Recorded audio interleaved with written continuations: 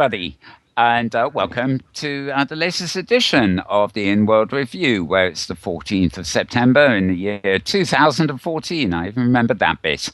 And we're here to bring you the latest news and have a guest with us and some general discussion on things happening, generally speaking, in the Metaverse. The Metaverse being Second Life, OpenSim, the hypergrid, and all over the place, really. So we'll just have to see what comes up. For some reason, I have noticed that my lips are not doing the lippy thing that lips are meant to do. It's too late to do anything about that now, so we'll just have to live with it. Yes, here's sniggers in the background. So before I continue, we're broadcasting live from Chilbo in Second Life, and we're brought to you in association with AVU TV. Lest I forget the intros there. Now, today we're with our normal crew. I would actually like to welcome on board, despite the problems we may be having this week. I'm sure we'll have them sorted by next week. We have a new cameraman on team. It's Key Andrew. He's known as Zoomtra in World, so we would like to welcome him on board in the absence of our wonderful Bet Love, of course, who's engaged in RL, as they say, for quite a few months. And in the studio, of course, as ever, I have Tara. So hi there, Tara. Howdy, howdy, Mel. And we have Maria Kovalev, Meta Maria, with us too. So hi, Maria. Hi, Mel. Always fun to be here. Indeed. And also, we'll be talking later, although you may well hear from her before. We have Avajean Westland in the studio. I may be calling her Avajean, I may be calling her AJ, but I'm going to get hit over the head constantly if I accidentally call her Avajean, so be prepared. Absolutely. Hi, everybody. Hi, AJ. Good to have you here. Now, for those of you watching this live, you will have seen just before the show started an interesting news program. Or it sort of wasn't quite a news program, wasn't it? It was a parody of a news program, purporting to be a news program. And that is, along with her many collaborators, that is Avajean's creation. And we will be talking about that, amongst other things, a little bit later. So thanks for giving us the opportunity to show that at the top of the show, AJ. Thank you. Right, now, let's see. I'm just going to press the record button on the channel again because our live broadcast is full of ups and downs at the moment. So I'm needing to sort of do this at regular intervals. It won't matter because we got it offline.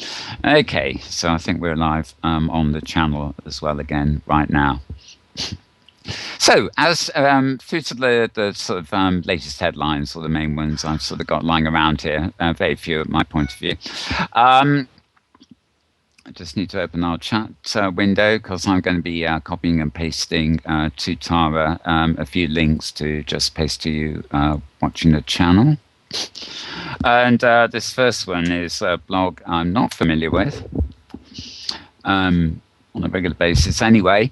It's Avatrick at wordpress.com, and it's just quite an interesting talk. It's as much hybrid focused as Second Life focused. It's about the promotion of avatar diversity makes a difference, and we've talked about ethnic identities and avatar personalities and stuff like this before, and the people who are anonymous or role play other things, but this actually I thought was quite interesting because its theme is that the diversity itself should be a very good promotion point, for the virtual world. So an interesting little read from a slightly different perspective on that blog.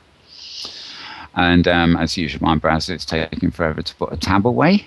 Oh, you clever browser, you get on with it. Right.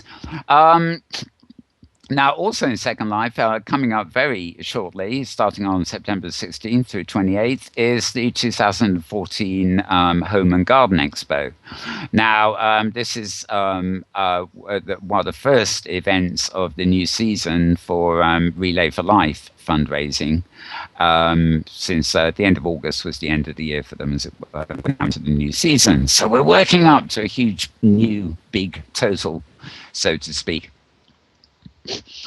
And you need the link. I'm going to give you a link here, which will there's several posts all over the place about this. You won't have a problem finding them, but here we go anyway. And you see a copy of the logo there, and the blog's called Line of Delirium. I haven't quite figured that one out, but anyway, all the information you need about that, and of course 16th is literally in a couple of days, is there. And I think we may be actually filming some talks and things at that expo that Safia and her crowd will be organising and bringing those to you as well during the course of next week and the week after. Can't tell you what and when as yet. I will probably be told 1 hour beforehand as usual. Right, we also have at Fab Free, which is reprinted from elsewhere, the usual Friday Hunt Report, which you can actually see at the, did that go through? Yes, it did. At the link I've just posted. Basically, it's a roundup of all the hunts still going on and the rounds and the hunts coming up. And as we always say, hunting is a great way to explore Second Life because you get free stuff when you solve clues and things like that. One of the hunts actually going on at the moment is one that, of occasion, I've been very keen on going on, which is one called the Twisted Hunt. And it is actually said to be the most hardest, difficult, complex hunt in Second Life. And I'm not sure where they're referring to the nature of the clues, which are often a bit vague, but also, some of the little hunt prizes you're meant to find, the little boxes, are just a devil to find, that you find them hidden in sort of the inside of a prim that's inside another prim, and all sorts of crazy stuff. Okay, now slightly more sad news. There have been a number of posts on this appearing during the week from various people wanting to comment, of course. I've got Hamramler's New World Notes open here because he was the first with this news. Sadly, a chap called Joe Miller, otherwise once known as Joe Linden, has passed away in real life after a battle with cancer. A link to cancer there again, of course. He wasn't working at the lab, obviously, when he passed. But in former days, he was a vice president of Linden Lab. He was involved in a major part of the development, and he is actually the person said to be responsible for presumably working with Evox to bring spatial voice into the Second Life environment, something that even now OpenSim and places on the hypergrid are benefiting from. So he will be obviously sadly missed, and various Lindens and people in Inworld have actually posted their own obituaries, tributes elsewhere. But I refer you to Hamlet's blog just for the update on that. Next tab. This is from the blog called Road to VR, which we reference quite a lot these days. They blog massively every day, I think you can say, but they are principally concerned with virtual reality hardware and when they're demonstrating a lot of its games, so we don't pay too much attention to that unless it involves immersive worlds. But they have reported that Perception Neuron, Maria may have stuff on this of her own, Perception Neuron have more than doubled their Kickstarter goal at $572,000 US. And this project has to do with a VR input suit. In other words, not a glove, and not a great big thing to put on your head necessarily, but the idea that you will actually wear an entire suit to import into virtual reality. Presumably, Mel, did you say Project Moron? No, neuron, as in molecules and atoms and stuff. N. Sorry. Well, the first time you said it, the first time you said it, it did sound like neuron, but the second time you said it, it did sound an awful lot like you said Project Moron. I just couldn't resist. Oh dear. What what can I say? It's neuron, neuron, as in neurotic, but probably not, if you see what I mean. Right. I diverge again. Anyway, you can read more about that. The link's probably over in the channel by now, and it's at rotovr.com. Talking of goofs, actually, I would like to interrupt here, and I have to say, I don't have the right reference available. I'm very fond of watching what you folks are saying while we're live in the chat room, but I did actually notice this week that we saw various comments in the Google YouTube posting of the show, and we were talking about an event on I think it was on an OpenSim last week. It's a lesbian, gay, and various other things. There was an acronym anyway, and I was responsible. We can none of us on the team here could actually figure what out the A stood for, and I quipped, aliens, and I think then Tara quipped Android, and we went through a few A's, and apparently the community involved there, I won't say it took great offence, but it did take quite offence. So I'd like to apologise in the sense of assuring them that we were just being our usual flippant selves. I have actually now been told that the A stands for allies. In other words, it's a long listing of groups, as it were, and allies. So apologies to anybody who was offended by that.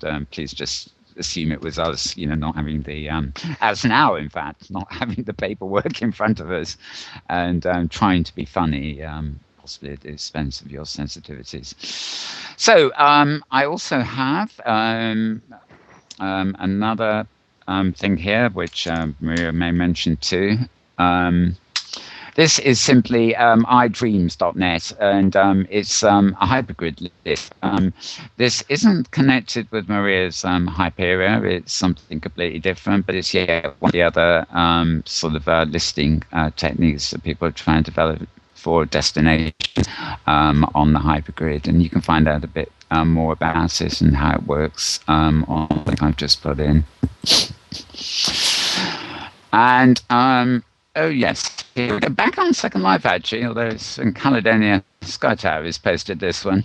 I'm sure like this, so that anybody, I suspect, that's into Tolkien will be into this.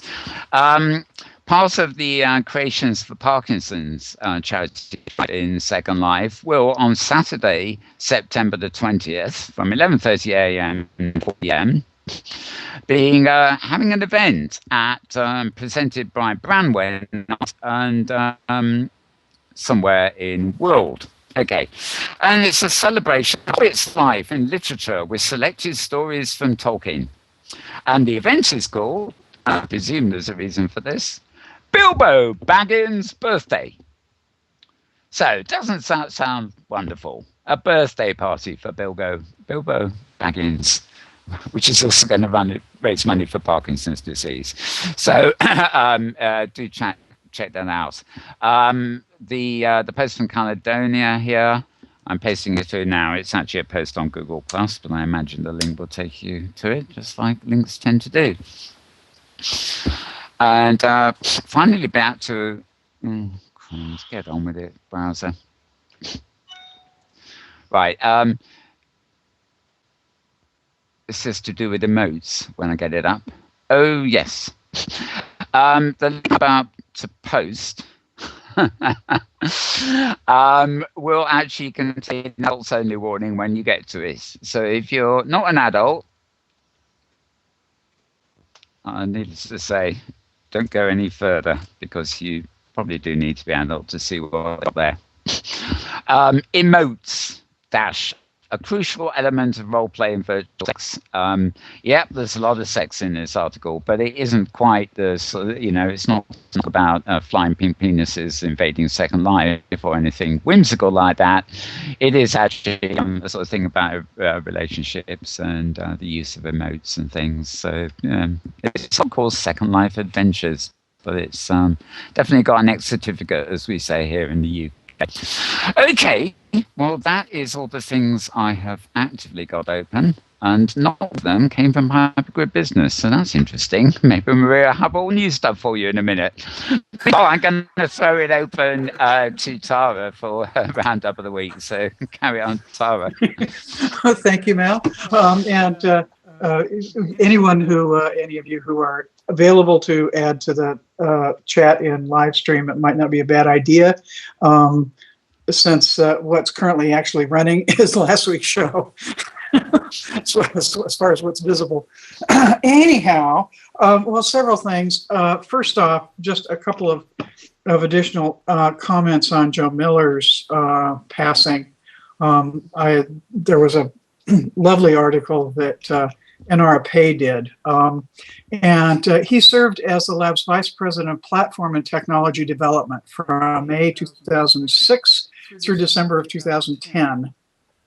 And as such, oversaw many of the key technical developments in Second Life in that period.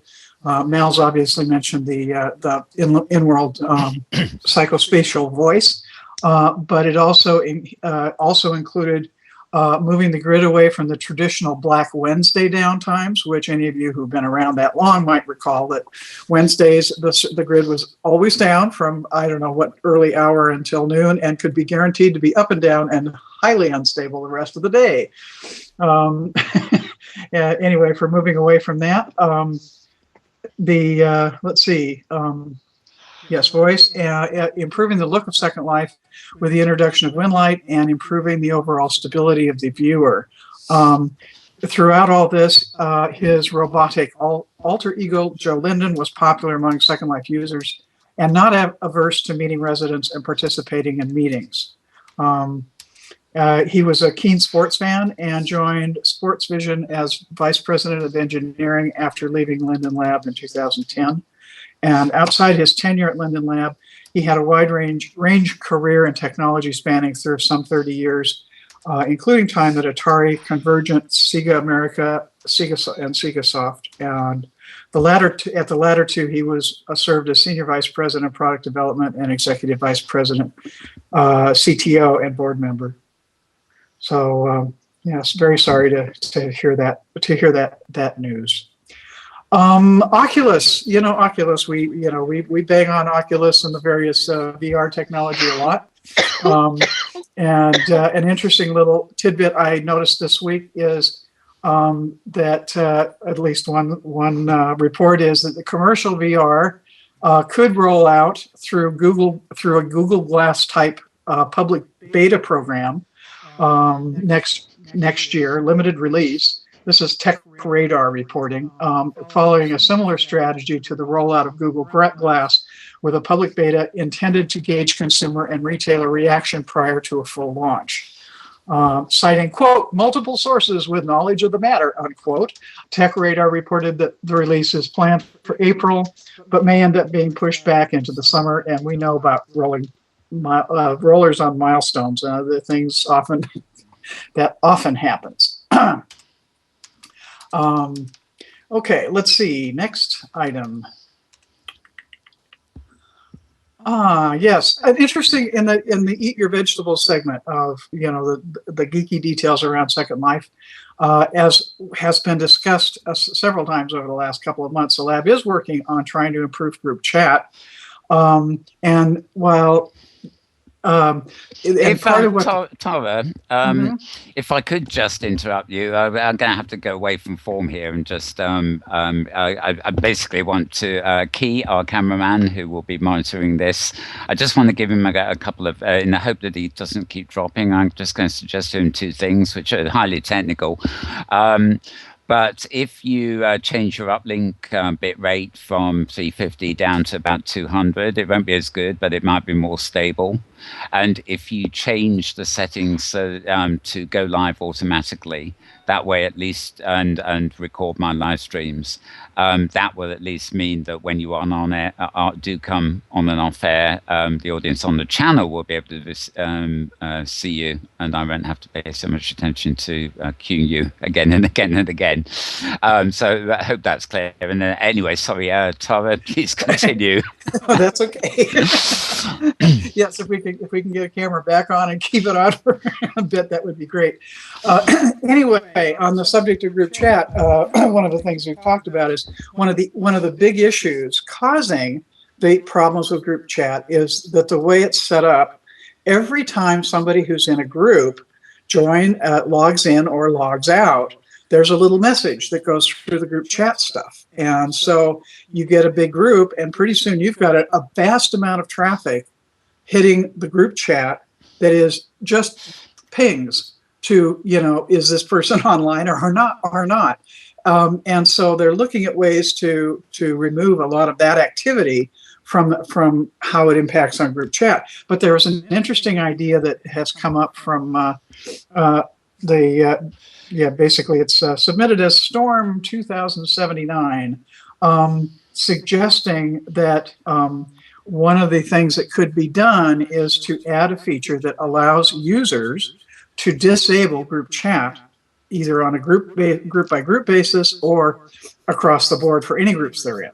And that this, as far as when they, so this would eliminate that person's joining and departing messages going through.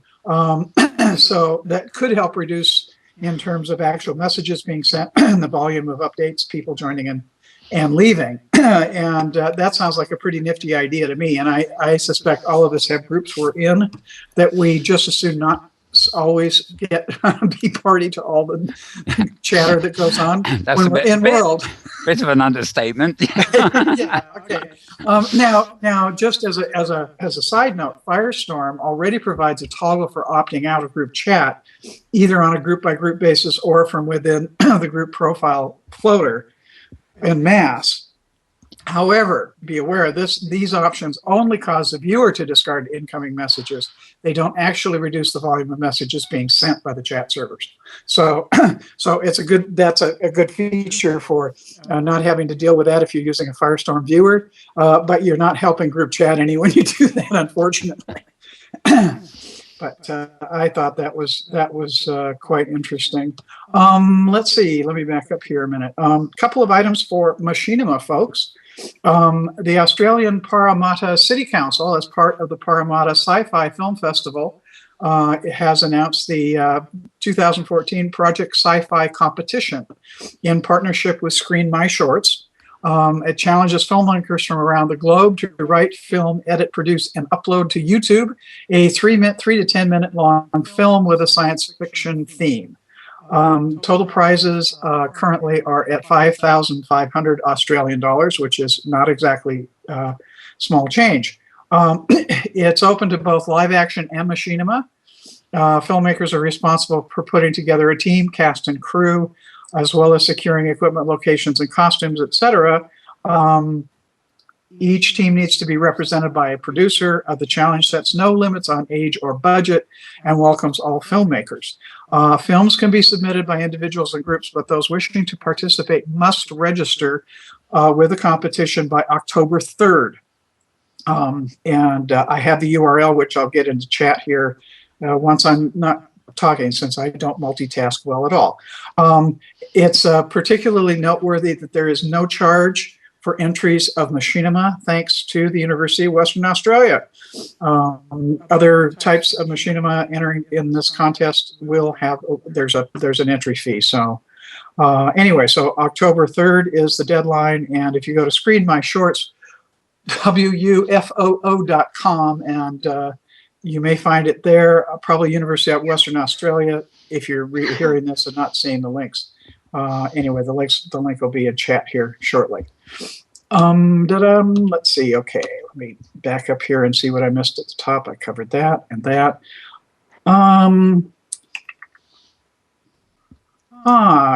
Let's see.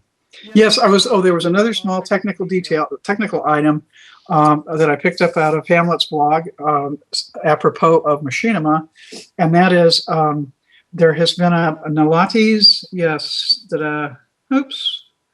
I can't find the name here. Well, I've got a link. The Space Navigator. There's been lots of comments about Space Navigators no longer working in Second Life. And there actually are some instructions that somebody's put together for getting it to work again. And I have the link, and I'll post that, or you can find it in Hamlet's New World Notes blog, and also in one of the comments into that article. There's a note that if you disable the driver completely, then it uses the default Windows driver, which apparently is recognized just fine by Second Life. The only difference is that you lose some of the more sophisticated adjustments that can be done using the official Space Navigator driver. So that's potentially useful. Again, that's particularly machinists who like it, and it's wonderful for getting really smooth movement if you're filming. So that's a little news on that. And my last item, yes, just a virtual ability. You may have mentioned this last week, Mal, is having their fourth International Disability Rights Affirmation Conference, taking place in Second Life, October 3rd and 4th. The theme for this year's conference is "Technically We're Accessible, Right?" Exploring true inclusion in the digital world. And details and presentations will be available shortly. It will take place at the Sojourner Auditorium on Virtual Ability Island, and there'll certainly be more news about it from before we get to October 4th and 5th. 3rd and 4th, there we go, yes. And I think that's it for me, Mal. Oh, did you do your show and tell?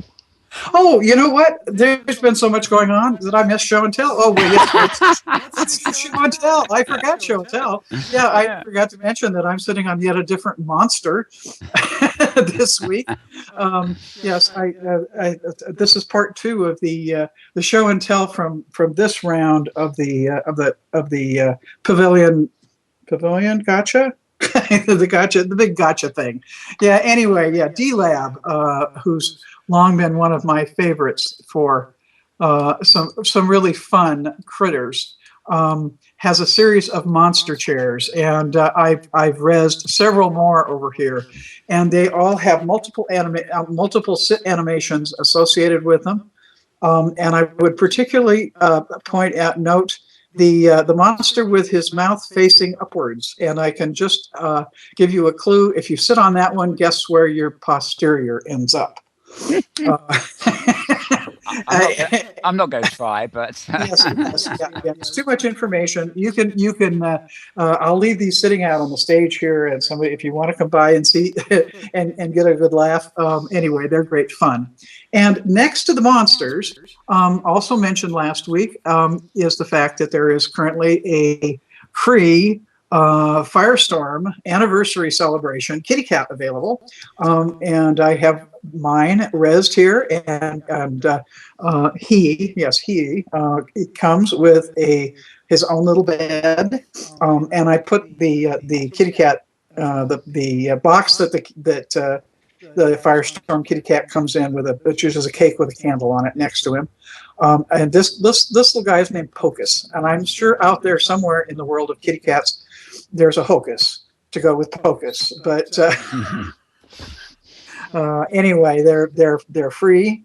You get a coupon that's good for a free regular kitty cat. The nice thing about the Firestorm ones is they're perma-pets, which means they don't eat anything and they don't breed, so you don't have to deal with any of that stuff. But if you want to give that stuff a try, you can get a free one to start with.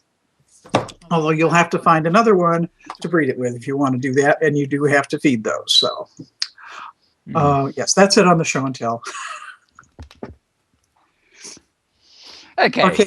It's the arcade gotcha, and it's continuing, and you can actually get into it these days. So, if you want to go drop a few lindens and find fun things.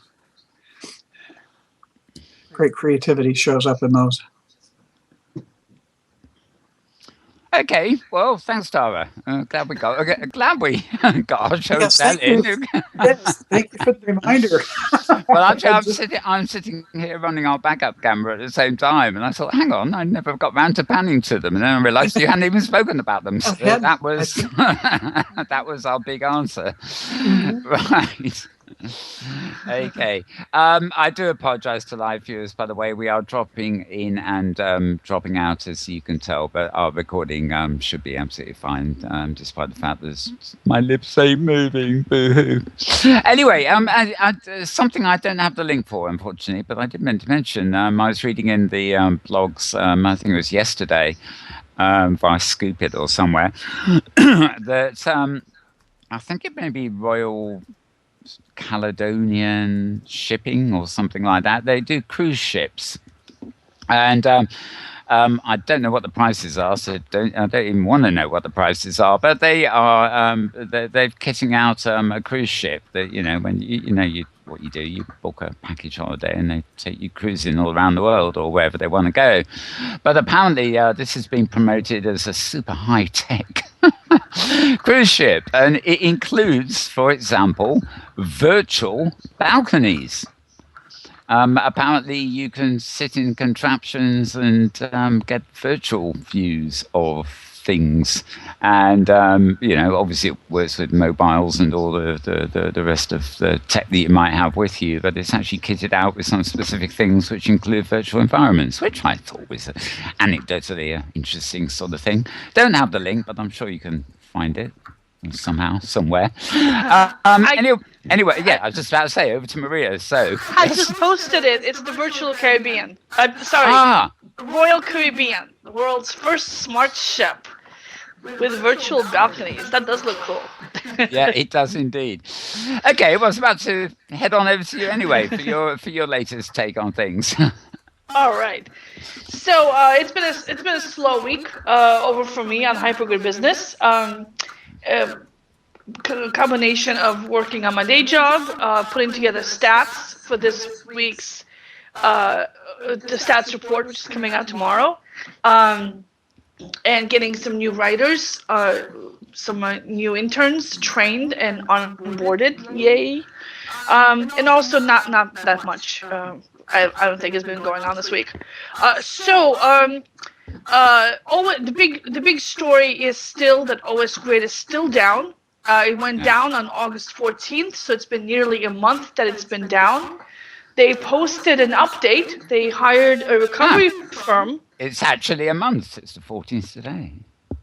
They went down on the 18th. Sorry. Oh, sorry. Right. Okay. So it's 14th today. They went down on the 18th. Okay. So, so the recovery cost around $4,600, and they're trying to, which is more money than they've got. So they're trying to figure out what else they can do. I hope that they come up with something soon. I would love to contribute to their whatever it's going to cost to get it back up and running, because they are such a fantastic resource for OpenSIM. Yeah. And it's a real shame that they've been down for almost a week now. It's a real PR blow for SimHost, the company that's been kind of volunteering and donating some time and effort towards OS Grid. Now, it doesn't help that the SimHost website itself is still seems to be down. It says it's available now. It says it's available for sale. Previously, I contacted them and they said that they just had a DNS error with keeping the site up. But now it looks like they're having a permanent problem there. Oh, and SimHost had a high-profile case before where their backups failed for a client, and it turned out that the backups weren't actually going in at all. So that was a couple of years ago. So they learned from that experience, but maybe not all that well. So bad news for them. I did hear you did, a technical point. Actually, you didn't mention it there. That the cost of recovery of this seems to become horrendous. But an alternative that they're looking at is cloning the original drives and then trying to restore the information from the clones. Yeah, which is cheaper. Yeah, that might be cheaper. Yes. So but they don't have the answer as to how that's going to work out yet, and so that was posted 2 days ago, and we haven't seen an update since. So given OS Grid's huge size, large member base, it's a big impact on OpenSim. I wish they would do more updates, a better explanation of what's going on, and reach out to the community to help. I mean, OS Grid users want to keep OS Grid up and running. We are willing to chip in. A couple of bucks from each of us would cover all their costs. They've got a PR issue, communications issue here, almost as much as the technology issue. And if they open themselves up to the community more and let people act, based on their feelings towards OS Grid, they might get this cleared up a lot faster. This may be the kick in the pants that they need to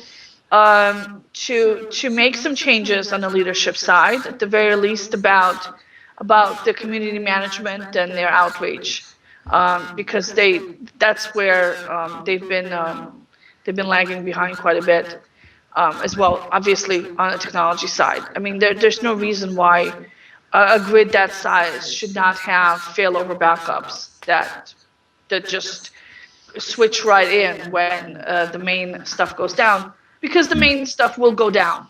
It always goes down. It goes down at the worst possible moment. It will go down. I mean, that's like the one thing that's guaranteed in technology, is that whatever the worst possible moment is for your tech to go down, that's when your tech will go down. So that's the big overhanging news in OpenSim this week, and a little bit depressing news. Speaking of another grid that's gone down, Avajean's got back to me and said that they are down indefinitely. And you refer to them as the yo-yo grid. Yeah. And again, a much different scale, obviously, than OS Grid. But again, another problem of communication. First thing they did when they went down is they took down all their social media outlets. People who care about this grid, and there are people who care about this grid, considering that they keep joining back up every time the grid comes back up, they're owed something. They're owed, at the very least, ongoing communications about what's going on, right? Man, that's literally the least you can do. If you can't have a working grid for people, at the very least you can explain to those people what's going on. So that's, again, it's my big disappointment there. So yeah, Perception Neuron was a big success. They've raised more than 500,000, which was twice their goal, and $571,908 on last count. They're a Beijing-based company, and their thing is that they offer a low-cost version of motion capture. It starts out around $170-200 for gloves and the hubs and the main equipment for the upper body, which is really all you need for virtual reality. And their stretch goal is to include a rumbler, so that when you touch something, it gives you tactile feedback that you've touched it, which I think is super cool. And it's not a suit; it's a collection of sensors that you strap to your body, and then you can combine them in various ways. And because the sensors are interchangeable, they can get the prices down quite a bit. And I really like what they're doing here. I really like the fact that we've got competition in the space, so we can get some more options. Their two biggest competitors are Prio VR and Control VR, and they cost quite a bit more than these guys do. So I'm looking forward to seeing them hit the market. Delivery is estimated in February 2015. So that'll be very interesting to see how it works in combination with the Oculus and other devices. Okay, so I mentioned that I'm working on the grid stats report. As part of that, I'm collecting events that are coming up on the grids.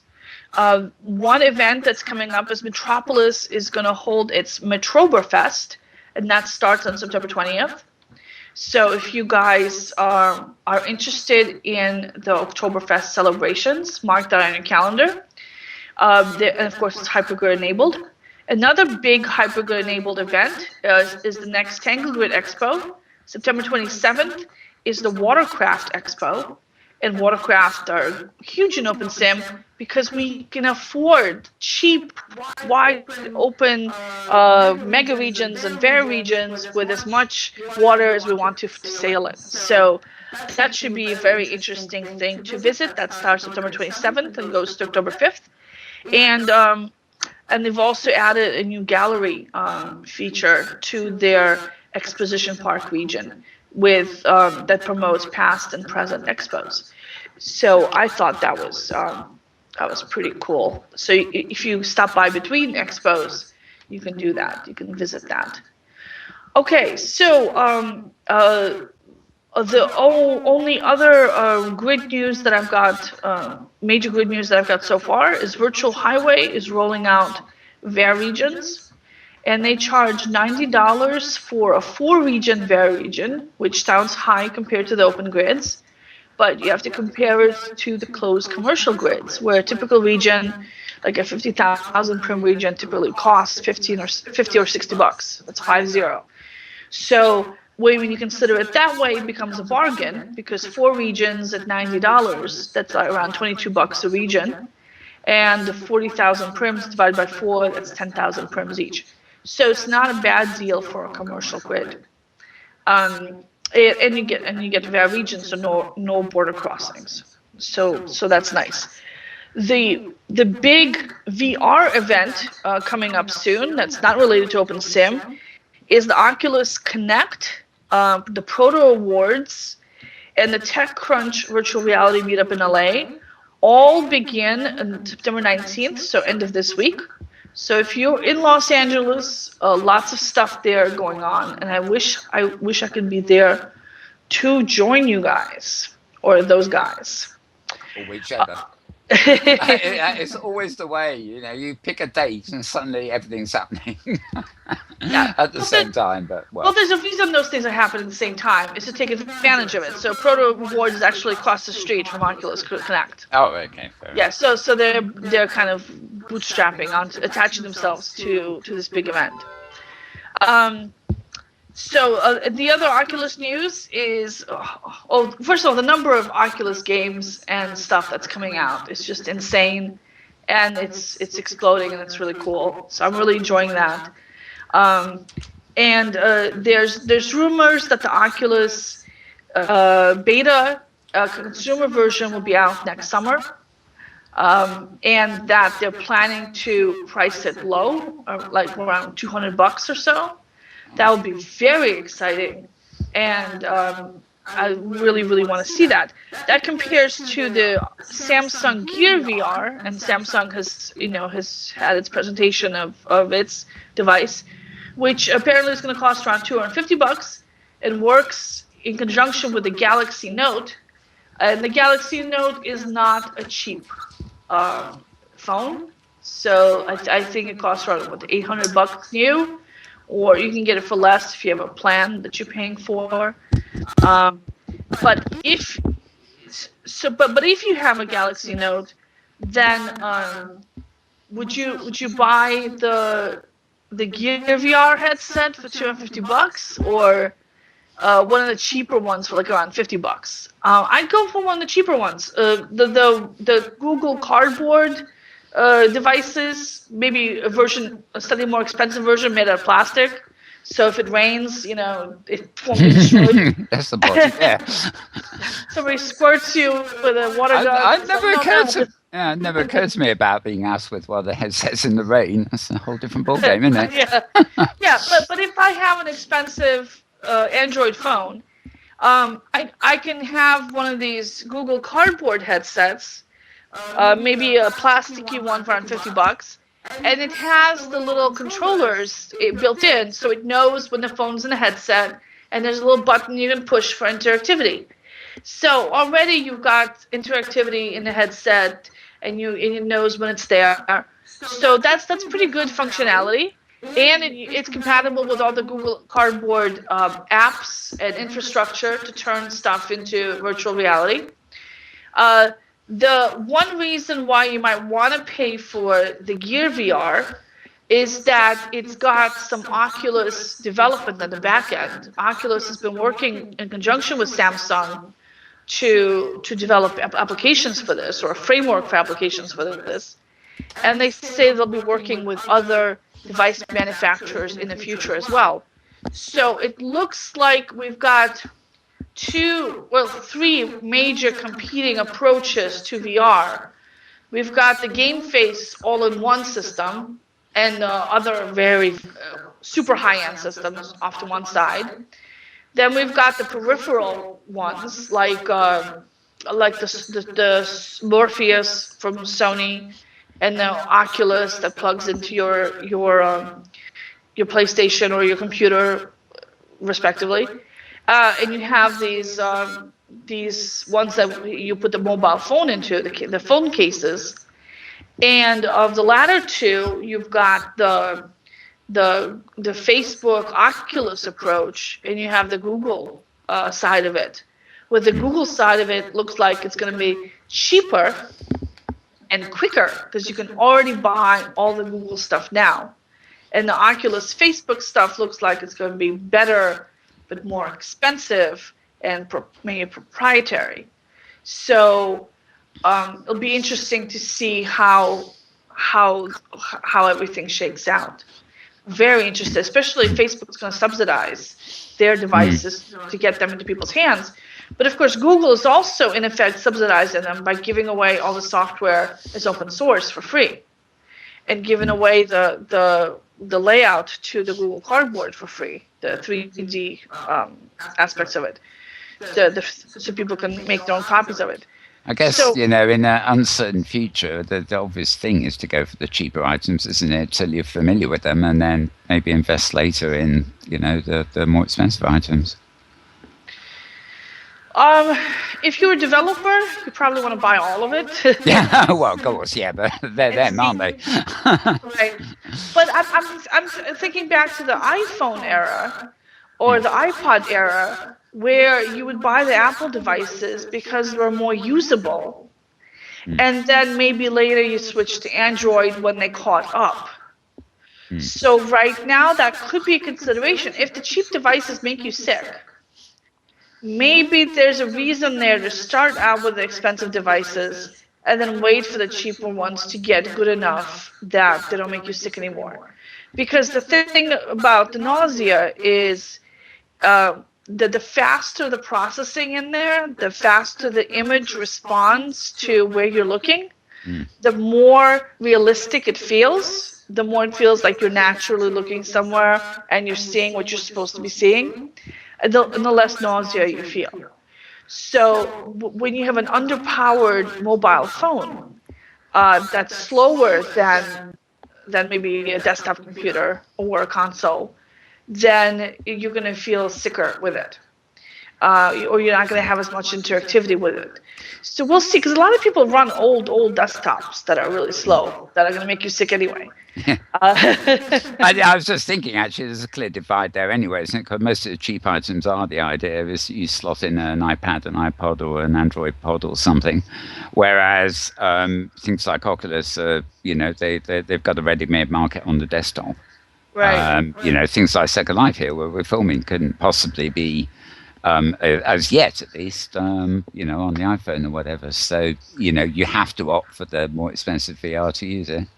Yeah, but if right now I were to take the image from my computer and put it into a VR headset, I don't know if it's responsive enough to make me, to feel realistic. And if I ramp up the graphics, of course, it'll slow down even further, and I'll have to stand there and wait for everything to res. And then when I turn my head, it'll be, because I know when moving around in the virtual world, sometimes there's lag between the time I hit the arrow button and when I'm actually there. Yeah. Or but I turn and it doesn't turn exactly the same degrees that I want to turn. So all of that stuff where there's an incompatibility between how you think you're moving and how it looks like you're moving, all that's gonna make you sick. Your body's gonna think you ate something bad and it's gonna want to throw it up. Yeah. Yeah, because if your vision is swimming in front of you, that's usually what happened. You ate something bad, you go throw it up. So I don't know. This is where the arcades come in, where you have really fast computers, where you have high-end expensive devices, and I think that in the beginning, arcades are the way to go with this. It may be the cheap cell phone ones for watching movies in 3D or watching movies on big screen in front of you. I can see that, but Okay. it'll evolve quickly. I'm sure, and they'll fix these things. Well, of course, the other thing, and we'll come back to this later after AJ, the news this week, of course, is Apple's latest onslaught, which has raised a lot of issues, including, can I navigate the virtual world with my Apple Watch? Oh, it sort of moves. But we'll come to that later, I guess. That's all the news roundup, basically, isn't it, there? Yep. Well, there's a little bit more hardware news out there.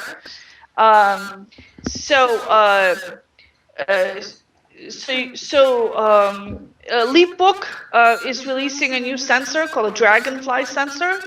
Leap Motion, that's designed specifically for headsets. Now, Leap Motion generally is something that tracks your hand motions like right above your keyboard. I saw it demonstrated recently, and it's very limited. It's not like the Kinect sensor, which is your whole body as you move around in front of this device. It's close proximity, tactile sort of stuff. It's close in, yeah. So they're putting it on the device itself, so it'll see where your hands are, basically. And because the problem with it right now is that if your hands are off in some other direction, not over the keyboard, it won't pick them up. So maybe as long as you're looking at your hands, if it's attached to your headset, maybe it'll work a little bit better, and you don't have to put on any gloves or anything. So we'll see how that works out. Meanwhile, there's a report that says that Facebook has bought more than 100 virtual reality patents since the beginning of the year. Yep. So they look like they're investing in this heavily. They're not. I just don't understand how you can have that many patents for basic concept, but I'm sure they've found it. It's for speech. It's for the motion. It's for see any tiny little piece of it can be separately patented. Patents all overlapping with each other. So so you want to buy as many of these patents as you can possibly afford, so that you're not infringing on any of them, especially when you want to sell millions or billions of these devices. You don't want to be paying patent holders for all this stuff, or in court, arguing about everything. Yeah.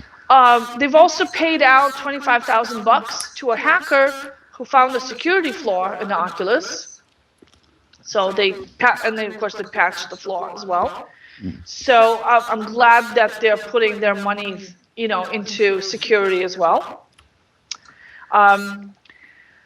And In fact, the guy from I forget his name, the guy at Oculus himself, the CEO, has given away several £billion or something, some considerable bit of his shareholding to set up at his old home school. yes. A foundation to do with technology, which was nice. Yeah. Yep. And the other bit of hardware news that I've got is that Next Galaxy has announced an audio headset that's optimized to work with the Oculus Rift, because the Oculus Rift itself does not have sound in it. It's just video. So whenever you see people trying on the Oculus Rift, they usually have a pair of headphones on as well. So this is a big clunky headphone that you wear in addition to the Oculus Rift. I would love to see them combine this so that you don't have to have a separate headphone and this headset together, to have them be included into one, because that's a lot of stuff to wear in your head. Oh my god, yeah. Not for me, please. Getting my headphones off after this show is always a relief after 2 hours. Anything heavier than them, I can't even imagine.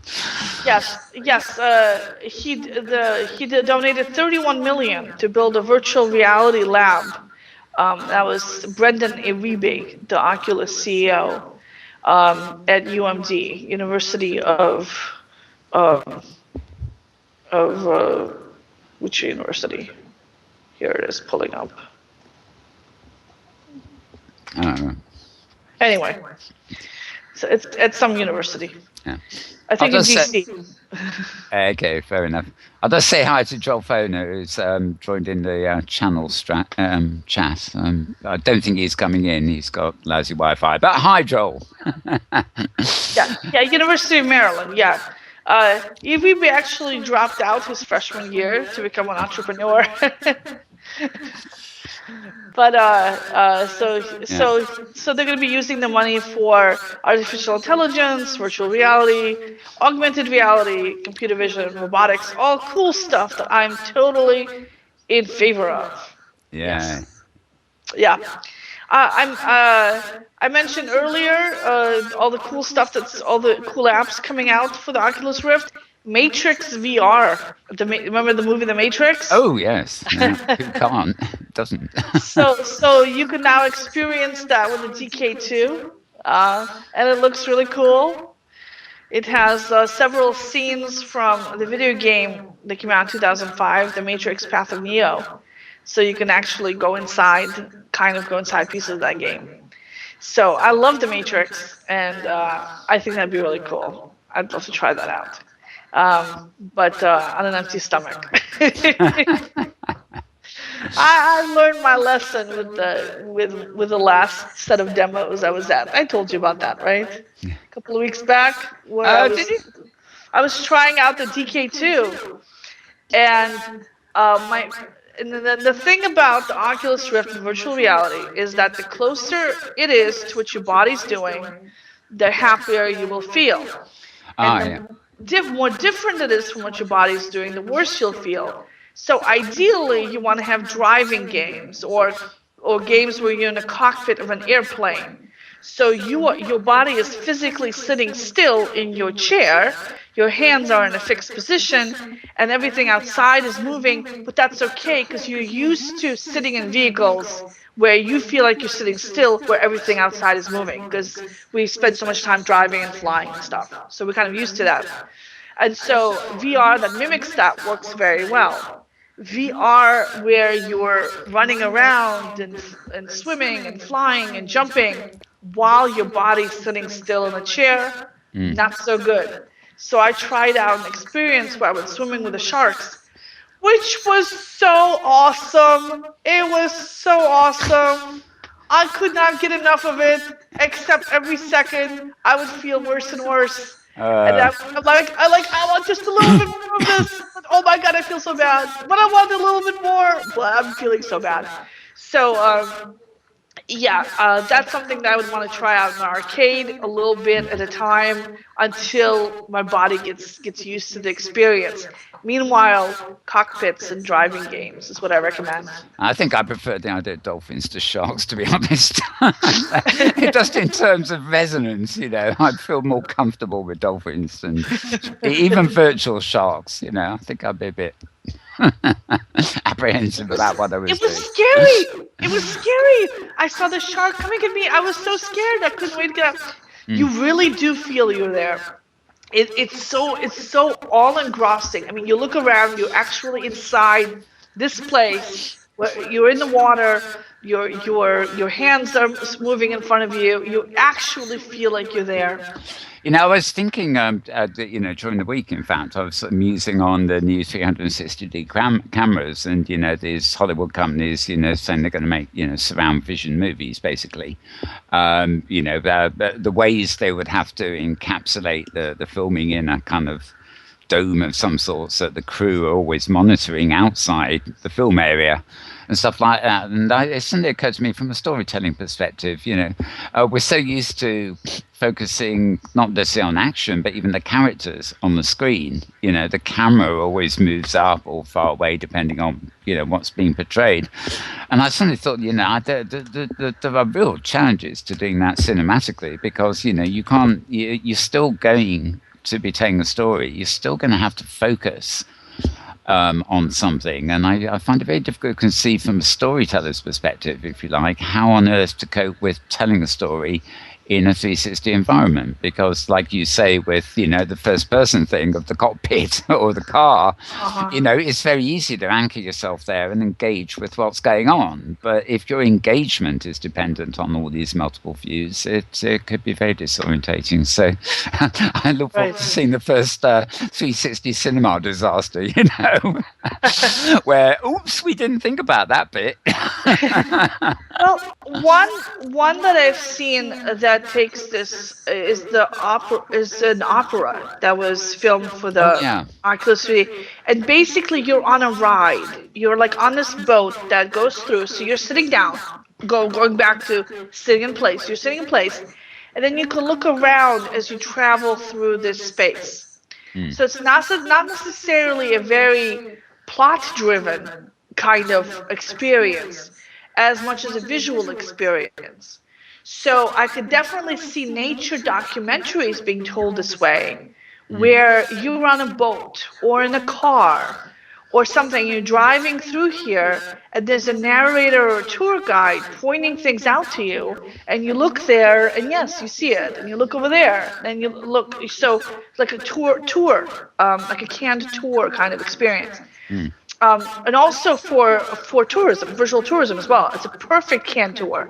You're sitting in a bus, or you're sitting in a Jeep, or some kind of golf cart, whatever, and you're being driven around through this area, and a tour guide is telling you what happened there, and what are you looking at, and things like that. So I think it's...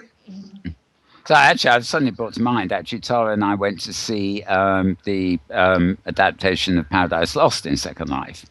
And one of the awkward things, apart from crashing, I think, that I found about that was that, very cleverly, in a way, they sat you in the audience in a certain position. Some action took place in front of you and actually with you at certain times. Other things took place to the left of you. Others, then it would change to a stage on the right and then to a stage at front. And even in Second Life, it wasn't easy to get to grips with quickly turning your camera to see where the next scene was taking place, if you see what I mean. Right. Whereas if you just turned your head and saw it, it'd be much more intuitive. That would be another perfect example for 3D cinema, where you're watching a Broadway play, or you're watching a ballet performance, or a musical performance, or a concert, where you feel like you're right in the audience, like in the front row, or whatever, whatever the prime seat is, and you get to see everything. So I think that will also work very well. And the other thing I think will work very well is behind the scenes tours of movies. So you as somebody's filming, say, the Mission Impossible thing, where he's hanging off where Tom Cruise is hanging off the side of the building, you film that in that little bit of it in 3D to show people how it was done. And I think that'd be really cool. I would definitely pay extra for a DVD that has that as a little 3D behind the scenes, where I would put on my little Google Cardboard so I can watch it, and I'd be inside there and I could look down, and I think it'd be really cool. You know, when not Blu-ray, when DVDs first came out, you know, they had, or they still have, the fascinating multi-angle thing, where in your extras you can see certain scenes and see it filmed from different angles and things. You know, not in the general film, there's a narrative, but you can sort of switch angles. And it surprises me, you know, DVDs are full of all sorts of extras, interviews, behind the scenes, the making of, but there not that many people make use of that facility. Maybe it's just costly to do a bit like that, but it, you know, I always thought that was a great idea, you know, being able to replay your favorite scene filmed from multiple angles. Right. Yeah, it breaks immersion when you're watching a movie. Having that while you're watching a movie for the first time, it takes you out. It takes you out of the movie. Oh, how would that look like from a different angle? So you have to cue it up and you have to switch it over. It's a pain in the butt, and it takes you out of it. But later, after you've seen the movie a few times, and you like really want to experience that scene in a different way, that's when you pull up the DVD extras and you go in there and you look at it. Yeah. So I think that would be a good fit for VR. As a DVD extra style of thing, or as a promotional thing for the DVD, where you can go on YouTube and watch it in 3D and go, oh my God, that's really cool. Let me go and buy this DVD and have that. Okay, well, let's maybe come back to this, but move on for the moment to all quiet on the other end here. We've still got Avajean. Hi there, Avajean. You're still with us. Avajean. I was just about to correct you, and yes, I'm still here. It's Avajean, but I am still here. I've been listening intently the whole time. Great. Well, actually, I think this is actually a perfect segue, because we've been talking cinema. VR, but we've also been talking cinema. Do you follow all this stuff? Are you excited by, you know, the advent of 360-degree movies and absolutely. Absolutely. I think that it's going to require a lot of changes, but I think that, and it's going to require, of course, the audience getting used to it. I think that they're going to have to conduct it more like theater initially than film. Because when you're in a theater, even though the stage is in front of you, you're used to having to turn depending on where you're seated and how the theater is shaped. So turning your head appropriately. So for this, I think when it comes to the filming aspect of it, they're going to have to incorporate a little bit more of the way that theater is done and incorporate that with the way that film is done, so that the audience can get used to it, not get nauseous, and be able to follow what's actually happening, and for it to make sense.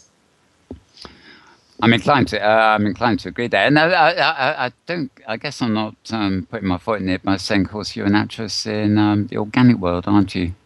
In the organic world, I like that. Yes, I am an actor in the real. I've been an actor for a long time. It's got to be about 18 years, I think. I don't really think about when I started. Too long to want to remember. Yes, exactly. That feeling. But I've been a member of the Screen Actors Guild since 1996, so we'll go with that. Fair enough. So you should know. I mean, you know, there are technical considerations, like assuming you're in a film or something. You know, it's being filmed in 360 degrees. You know, where do you put the crew and things? I mean, that would be just a complete upturn in the whole production style, wouldn't it? You know, when you're used to all these people in front of you and behind you and everywhere but where the camera's pointing. Well, yes, sets will have to be changed drastically. There will be a lot of cameras will have to be put in different places, a lot overhead, hidden in walls where you can't see them and things like that. But they've been done before, so I think it's just going to be that they're just going to have to expand it and also be creative. Do you think, a curious question here, actually, just occurred to me, but do you think, as a camera person, almost, virtual worlds like Second Life or OpenSim or wherever we are actually could provide a prototype for the techniques of filming that would be necessary with 360? Because obviously we can turn cameras here 360 degrees. We can Right. have a stage. We can kick out the crew because we probably don't need them anyway.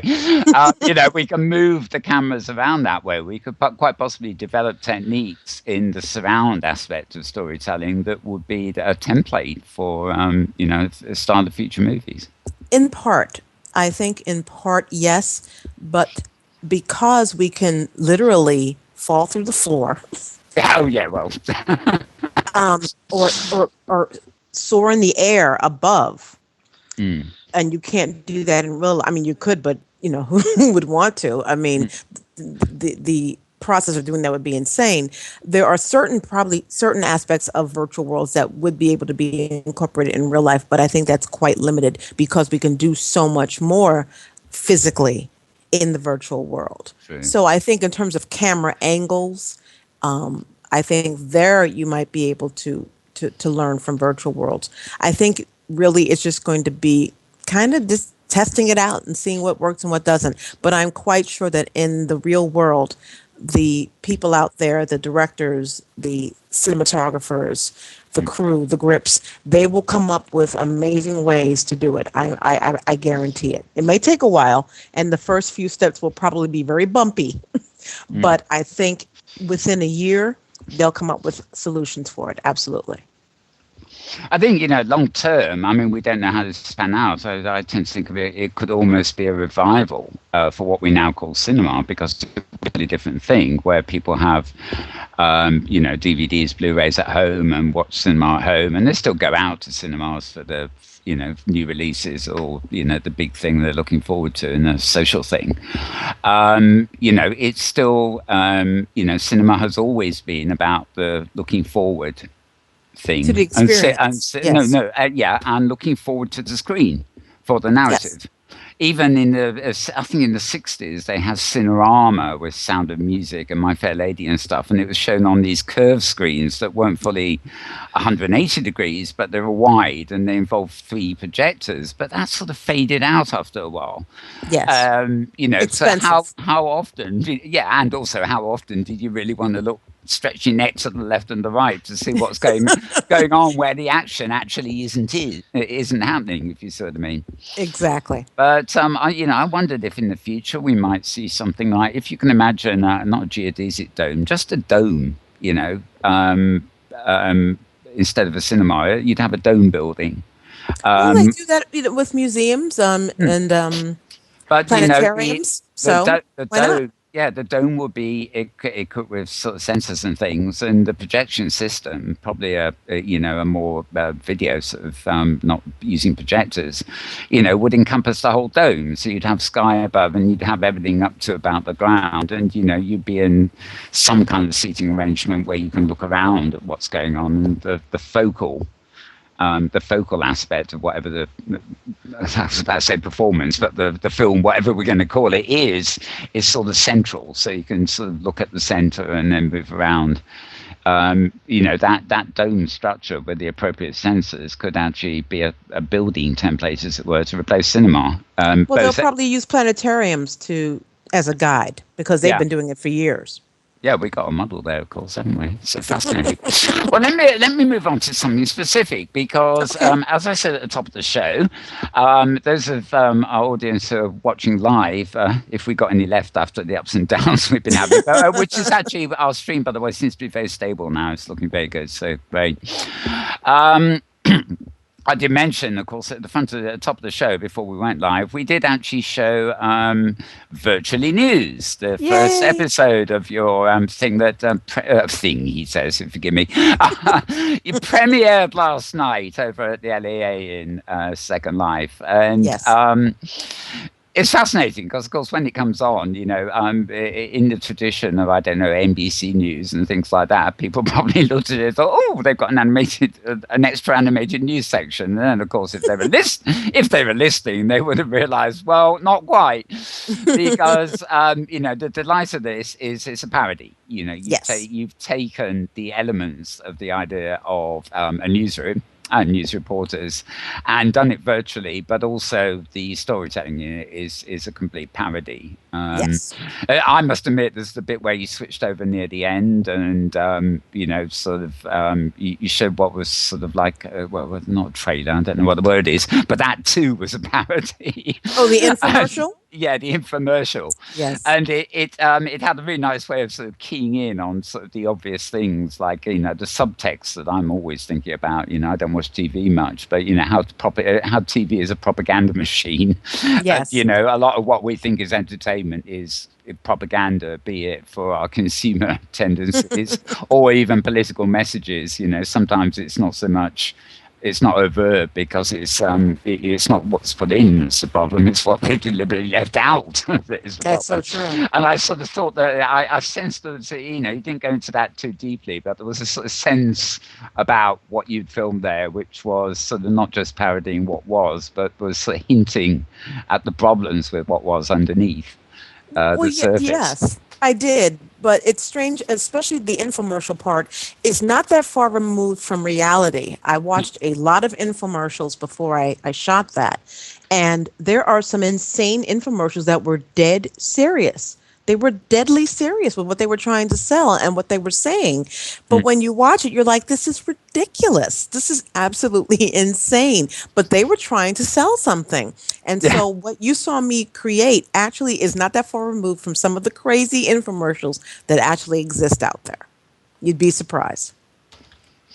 Yeah, well, I don't think we got it quite as bad here in the UK, but I guess I've seen enough American television to sort of balk at some of the things I see, especially. It's distinctly American. It is distinctly American. Yeah, I mean, it's to me, it's almost consumerism run rampant. Way past the end of his life. Selling anything and everything. Absolutely. And sales of commodities being the only facet of the economy that's noticed. But, especially when I look at, I guess in America, it's Fox News or Sky News here and stuff where, it is just so obviously packaged. And I'm so convinced the average viewer just doesn't realize exactly what they're watching. They just take it verbally. It's like a textbook. It was on the news. So it must be true. Well, even if it's true, it must be the news. Right. What about all the other stuff that was far more important that they just didn't cover that day? Exactly. And things like this. And of course, I've seen adverts for the most ridiculous products. That are have no real value, if you know what I mean. But most infomercials are like that. Yeah, they're so directed to sort of convincing you that this valueless object has some important You have value. to have it. You must have it. Now, the other thing about this movie was that obviously it's your baby. But you pulled in a lot of other people. And for example, you have Paul's wonderful voice doing one part, although oddly enough, the actor who was performing the role that Ryzen voiced was yet another person doing the acting. So you really brought sort of the actors in, the look of the character, etc. And then that was matched with something like Ryzen's voice. So you had a lot of collaborators, and even I noticed Safia was there, and I presume Safia did a few things in the background too. She did. So it was a very collaborative effort. And you mentioned last night, of course, that and there's a few people asking, how long did it take you to do it? And of course, it's hard to answer because you do it in bits, and you can't actually add up all the hours on the project. You just know how roughly the time period you did it in. But you mentioned more, possibly doing more episodes of, basically a continuing spoof series. So have you had much feedback in the first, I guess, 24 hours? Not a ton. Not a ton. I mean, I got a lot of feedback last night, which was great. And I have some from online, but not a whole lot. It's still getting out there, just was released yesterday. Yeah. But the biggest response I would say is that people seem to be interested in seeing more. And as I mentioned yesterday, when I first wrote it, it was a one-off. I had no intention of doing anything further with it outside of what you saw last night. But as it started to evolve and I started to rewrite it, and things started to be added to it. And especially when I started editing it, that's when I realized, this could be something I can do on a continual basis, though on a lot smaller scale, so it won't take me as long. And I think that it could be funny, just like, and that's why I mentioned in my press about it, that it's in line with Weekend Update from Saturday Night Live, and from all the funny things on the Onion News Network, where they have their news shows, which are totally ridiculous, and comedy, things on Comedy Central, like Jon Stewart and Stephen Colbert. So just like those, they sometimes, of course, they cover real topics on those shows, but they do offer many parodies or make light of many situations that happen. So I think for sure, now that I've seen that there was a positive response, I feel that I can definitely bring this back. And Lord knows there's plenty of stuff out there for me to pull from. It's not like there is no shortage of, I haven't touched the Kardashians yet, so it's just like, but they're already written in another project that I already wrote, one of the Kardashians. But there's so much good stuff out there that I can bring in just by turning on my television or going onto my computer, that I will have a plethora of of material to pull from. One, if I can say so, one criticism I actually have of this is that I almost thought it was going to be longer, because really, you had the reportage sort of focusing there at the beginning on the sort of semi-porn thing, whatever, and then you had the infomercial, which visually looked sort of attached to that a little bit. In its I don't know, there's one scene in both which they sort of resembled each other, and I thought, oh well, she's going to go on to the next item, which would be totally different. In other words, you convinced me. I was watching a parody news show, but it actually had the infomercial and really one topic of coverage. And so I thought, oh well, that was news today, one thing and an infomercial. Right, which tied into what the whole subject was about. Yeah, and so I sort of wondered if it was going to be like, well, actually I knew how long it was going to last, but I sort of wondered if it was going to be longer in the sense of covering more, and also self-contained. I sort of thought, that would just be wonderful if we had a whole load of things like that to put together. And I noticed, for example, somebody in the audience whose work I love was Miles' 11th Hour. And I think his work probably comes closest to this, because everything he does is played for laughs, but his method of reporting and or filming things is very much in the documentary style. So you've got this serious style that's just played for laughs. His is a different thing, of course. It's more, it's more, it's got more of a story there, even if it's structured rather documentary. But I was just saying, it wouldn't be great if, obviously it's early days. You can't talk about doing a whole TV station of spoof news. But are you familiar on YouTube with new media animation? They do. I reckon they do about 6 or a dozen machinima a day, reporting on real world news. And it's not machinima, what I call inhabited machinima, meaning it's got actors, actresses in virtual worlds, whatever, a human crew as avatars. It's obviously done, Movie Storm or something like that, but they just churn it out every day. And, it's a funny take on the news.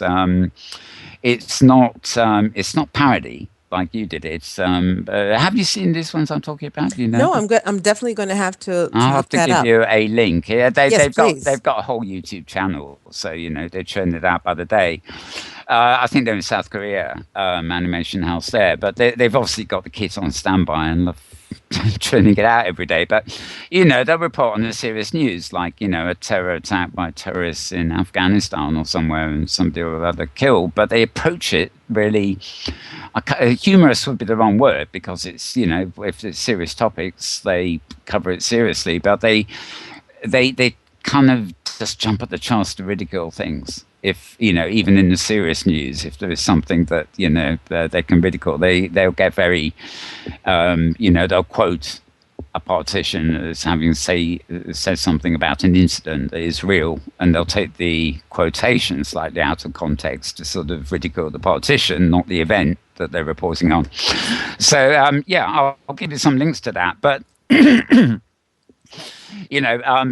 isn't the same thing, and there's just commonalities between what you did and that. But the idea that you'd have a program where things like the news report that machinima basically was in the first half would be combined with other similar things where you'd like, if you've got so many people involved in this, I can imagine you farming out individual reports to your collaborators. I would have to. Well, I suppose what I'm asking is, have you actually thought that it might be worth filming and saving up the bits till you've got like a full maybe monthly spoof show that actually could run 30 minutes as a spoof news and cover widen the context of the reportages, if you see what I mean? Well, probably not, and I'll tell you why. First off, it's just me. I'm one person. I don't have a crew. Probably like the thing you just mentioned. Like they probably have quite a few people working on it. Second of all, most of what I do tends to come from pop culture, and that tends to move and change very quickly. So something that's popular and in the zeitgeist today, next month is not going to be. So if I do something and I film it, and I'm really pointing at it, and it's not news anymore, then it looks rather outdated. So in the parody, you can get away with bringing in something that's older, as because it's a parody, and especially when you're bringing in a lot of different jokes about different people and different things. But if I'm going to hone in on something specifically, and it's already happened, and then it comes out a month later, the question is, are you really going to hold people's interests? Because it's already happened. They already know about it. And it seems like I would be behind the 8 ball, and I don't want to be that way. So since most of my comedy tends to be pop culture related, it kind of has to be semi-current, at least on some level. If it's not going to be a parody, most definitely. If it's a parody, I can take a license with it. And then again, it's just me. I'm the writer, I'm the producer, I'm the director, and I'm the cinematographer right now. So I'd have to bring in more people. I mean, in terms of what I did with the first episode, all the actors were either playing them, being themselves, and or they were in another avatar puppeteering for me. And then, of course, I had Olaf and Ryzen doing voices, but I was doing all the other work myself. I did all the editing, finding the sound. So I'd have to put a team together. And since I am a working actor in real life, to be able to do that would be really, really difficult. Time is of the essence. I don't have that much time in a day. We actually have the same problem with the show. Well, it's not a problem, but we record direct to compressed format. It's ad-libbed to a certain extent. It's not edited. It's just get up and go, because there'll be another one next week. Exactly. If I stick it in an editor and try and make it into a very professional looking thing with inserts and everything else, it won't go up until this time next week when the next one's happening. So it swings and roundabouts, whether you're doing something that is immediate, where fast turnover is important, or whether it's a studied a studied thing. So yes, you're probably quite right there. You were parodying something that is in people's minds, as it were. It has to be timely. It has to be timely. But if it's serious, if it's something dramatic, then of course it doesn't have to be. And someone asked me yesterday about, if I would ever do something dramatic, and I have, as you mentioned, a Project Sci-Fi, and I actually won an award in the last one, which was great. And I'm definitely going to enter it again because I love sci-fi. And I also did something for Project Homeless, which were totally serious. And something that's dramatic or is actually based on something real that is serious, then of course, I don't have to worry so much about time. It can come out at any time. And I'm thinking of that. And if I could just really quickly kind of touch on something that you guys mentioned at the very beginning of the show, I think it was Avataric. The avatar identity thing, and yes, I wondered if you had thoughts on that. Yeah. Well, I do, because I'm wearing a T-shirt. If you notice, it says "Today I choose joy," and the reason that I wore this T-shirt is something happened to me last night after the premiere. That's never happened to me in Second Life, and I've been in Second Life since Christmas Day of 2007. What happened was that I was done with the premiere. I went and got something to eat, and I was very excited. Everything had gone well, and I went back in World, and I decided to just give myself a treat, and I went to the jewelry fair, just to look around and see if there's any jewelry that I wanted as a little treat to myself. Kind of a good job, girl. Here, go buy yourself some jewelry in World. And I was flying around, and I flew around, and I, got back on the ground and was walking. And then a minute later, I got an IM from somebody, and it was a guy that I had never met before.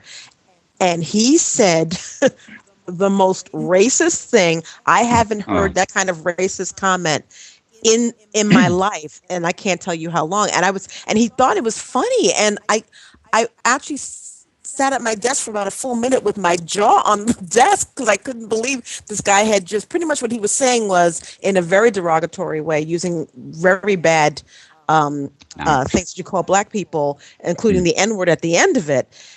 He pretty much was saying that, it's not a shock that you have this ugly black avatar and that you're a black person in real life. And he thought that was rather funny, and I thought it was kind of ironic because when I checked out his profile, he had his real life picture just like I have my real life picture, and he was an American. Obviously, I could tell he was American based on what he had said and stuff in his profile. He was a white American, and his avatar was a white male. And I'm thinking, well, if you're a white man with a white male avatar, why is it such a shock that I'm a black woman with a black female avatar? And I, of course, I didn't respond to it because you don't respond to things like that. No. But I did send, of course, I sent it to Linden Labs, and I said, I'll let them deal with him.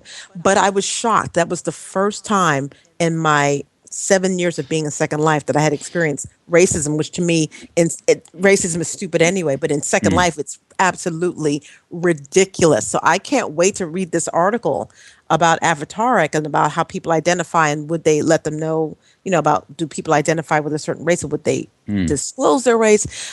Because that was my first time actually experiencing racism in Second Life. I went to a Inworld talk, I don't think it was in the week, I think it was a bit earlier, where this was being, it was at the, it was on Metaverse at that convention a few weeks ago, where they were talking about relationships and things, and she sort of categorized the, it was the old immersionist versus the augmentalist thing, but she also had a third category, which I forget the details. I love these academics. I love these academics that pull up categories and endeavor to explain. But I think it's a good, especially obvious in Second Life these days. The population has grown, although not that much, but a lot of people have moved on to other things too, and I think there's less, probably overall, I suspect there's less of what we call augmentation in Second Life, which is real world people being themselves in the virtual world. Exactly. And there's probably more now of the role play or the immersionists or the escapists, whatever you say. But I certainly, to be honest, I'm like you, my answer is just to avoid them. But, I certainly come across people, in casually, might turn up at the shop somewhere or walk around, and, somebody's in open voice with somebody else. And, I just hardly believe some of the conversations I'm hearing. To me, it's just it's so unrelated to, anything serious I might do. I don't mean it's fun, and I'm objecting to the fun. It's just incomprehensible to me. Yes. Intellectually, that people are talking like this, and just exchanging the romance and there's too many anecdotes to go into there. Yes, but I do think it's sad in a way that I'm sure back in the pioneers of days of Second Life, there were probably some people around that were sexist or racist. Sexism seems to be a real problem even now. Yes, absolutely. In some ways, it's coming back, which is awful to think. But it just to me seems to be crazy, because Second Life, I could be a tree if I wanted to be. I could be Barney the purple dinosaur. I could be African American, I could be white, I could be Asian, I could be Native American, I could be Latino, I could be whatever I want to be. And that's what makes Second Life so wonderful. So to have somebody who was who found a problem with me, I I was gobsmacked, as they would say in the UK. Well, this world is, I don't know, like I said, there are it's more the homesteaders now than the pioneers, but if you think of it like that. Yeah, you're right. But, there is, there is sort of that attitude problem. I think of it as most of these worlds, especially with lots of people where they're a communication platform, they're expressionist. Right? Even if it's role play, it's your avatar is projecting an expression of you. And if you're a fantasy character and you're role playing something, you're playing a part like an actor. But I presume, like any good actor, the best roles are ones that are closest to your real self, because you can loosen up a bit and express your part as a facet of yourself. Yes, well, you're always you. You can't get away from you. Yeah, exactly. So, I see an avatar and, it doesn't really matter what they look like or whatever, because I still feel I'm getting to know them, however far removed from reality their avatar is, because I can tell something about that person because of the avatar they've chosen to express themselves. Yes. Right? So Absolutely. It doesn't tell me, looking at your avatar, it doesn't tell me that you look exactly like you with that lovely golden hair. I do not have golden braids, I assure you.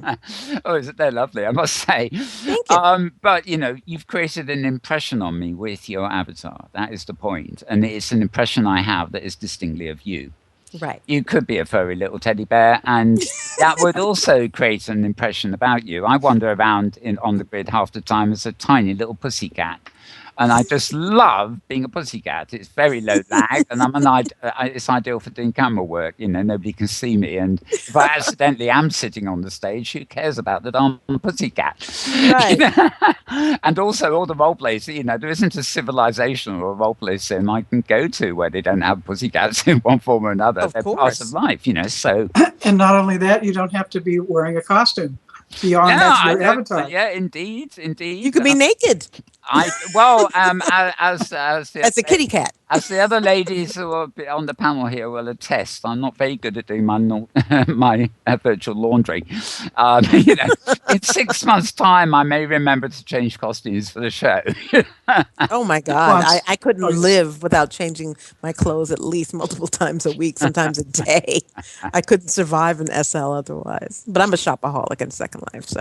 Yeah, I like it now and again, but yeah, Eva, one of the things that occurs to me, and with your recent horrible experiences, to me, what that reflects is that that anonymity, safety that some people feel, that enable that they take as license to say what they would never say in person. Right.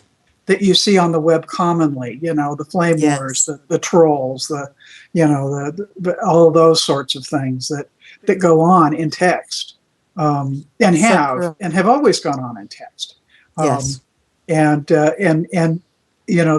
certainly are instances of that occurring in chat, and it's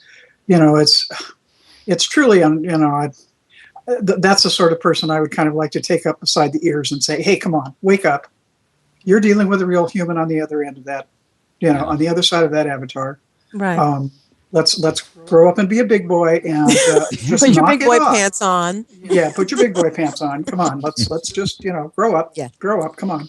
Yeah, I totally agree. And I'll be honest with you. After I picked my mouth up off my desk, I couldn't stop laughing. Because I really couldn't stop laughing because I thought, what a schmuck. Oh, good. I'm glad. Because, for me, it was so ridiculous and it was so it was so just vitriolic. And then the LOL at the end of it. And I was just like, oh my God, you're such a schmuck. That's all I could think of was, wow, you're such a schmuck. You were too funny. And my husband was like, he was more upset than I was. I said, I'm upset that I've had this great experience where people like Mal, who's in the UK, and someone came from the Netherlands was at the premiere, and people from all across the US, and someone from my friend from New Zealand made sure he could watch it. And so here were people from all over the planet, which is what makes Second Life so wonderful, who were just being great and positive. And here's one guy who's a fellow American Being a jerk. being a jerk. And it's like, and they wonder why people look at us the way that they look at us here in the United States, so I actually was laughing for about a half an hour, just out of pure shock and derision over this man. But like I said, I'll let Linden Labs deal with him. I immediately sent a reported abuse kind of thing, because my husband wanted me to respond, and I said no. And in fact, I wanted to read you guys something really quick that somebody posted on Facebook. It's actually an African proverb, and there are no coincidences. I got this yesterday after the incident. It says, "The lion does not turn around when a small dog barks." And I said, "That's right." Yeah, exactly. Very good. Yeah. Very Yeah, and I was like, "That's perfect." I'm very much the same way, If I guess it's my age actually more than anything else, but I just walk away from things. Yes. I don't mean I'm rude. I try not to be rude at all, if possible. But I just You don't give it energy. Yeah, I You don't want to give it energy. You don't want to give it energy. Yeah, exactly. You just, it's nothing for me here. I'm walking away. I must say that the other temptation, this is going to sound really awful, is I don't know whether this offensive person actually lived. He says he's a fellow American, but I when I check people that I'm talking to and I check their profiles for any sort of reason, one of the first things I try to do is find out where they live. Are they in the backwoods, Midwest, or are they in a modern city like San Francisco or New York? And I tell a lot by that, because something I have experienced with America is the huge cultural differences across what is actually a continent, and especially in the middle, where I don't know, it's the education system or whatever, but there is, for all the thriving modernity on the coasts in many places, there's this whole swathes of America, usually somewhere where I guess you call Midwest, which is actually quite backward. Unfortunately, that's true, and I'm on the coast. I'm in New York, so I'm in the melting pot. Good. Yeah. The world is one great melting pot. Making And so is Second Life, which is what makes it so wonderful. And that's what I love, is that I can be anybody, and you can be anybody, and we can switch it up, and it's totally cool. I think that's wonderful. I wish the rest of the world could emulate a little bit more of what Second Life is like sometimes. Maria, have you got any thoughts on this? We've sort of covered this sort of thing in there. I've lost Maria's camera. There it is. I mean, we've talked about this, the identity thing in the past quite often, in fact, haven't we? Yeah, I think it's the same article or something similar that you're pointing out to, that also talked about how people choose avatars, and if it's a more welcoming environment, they're more welcoming, more diverse environment, they're more likely to choose avatars that reflect their own skin color. And if it's an environment that seems less diverse, less welcoming, they're less likely to choose their own skin color, and also less likely to tell people what their actual race is. And I thought that was something very interesting, not just in Second Life, but video games in general, where if it's not a diverse video game, if it doesn't represent the full breadth of players that are there, racially, gender-wise, ethnic background, then it really kind of closes people off from full participation in that environment. Wow. Yeah, the study I covered kind of some of the detail of what was actually done. The study doer organized 56 study participants, broke them into two groups.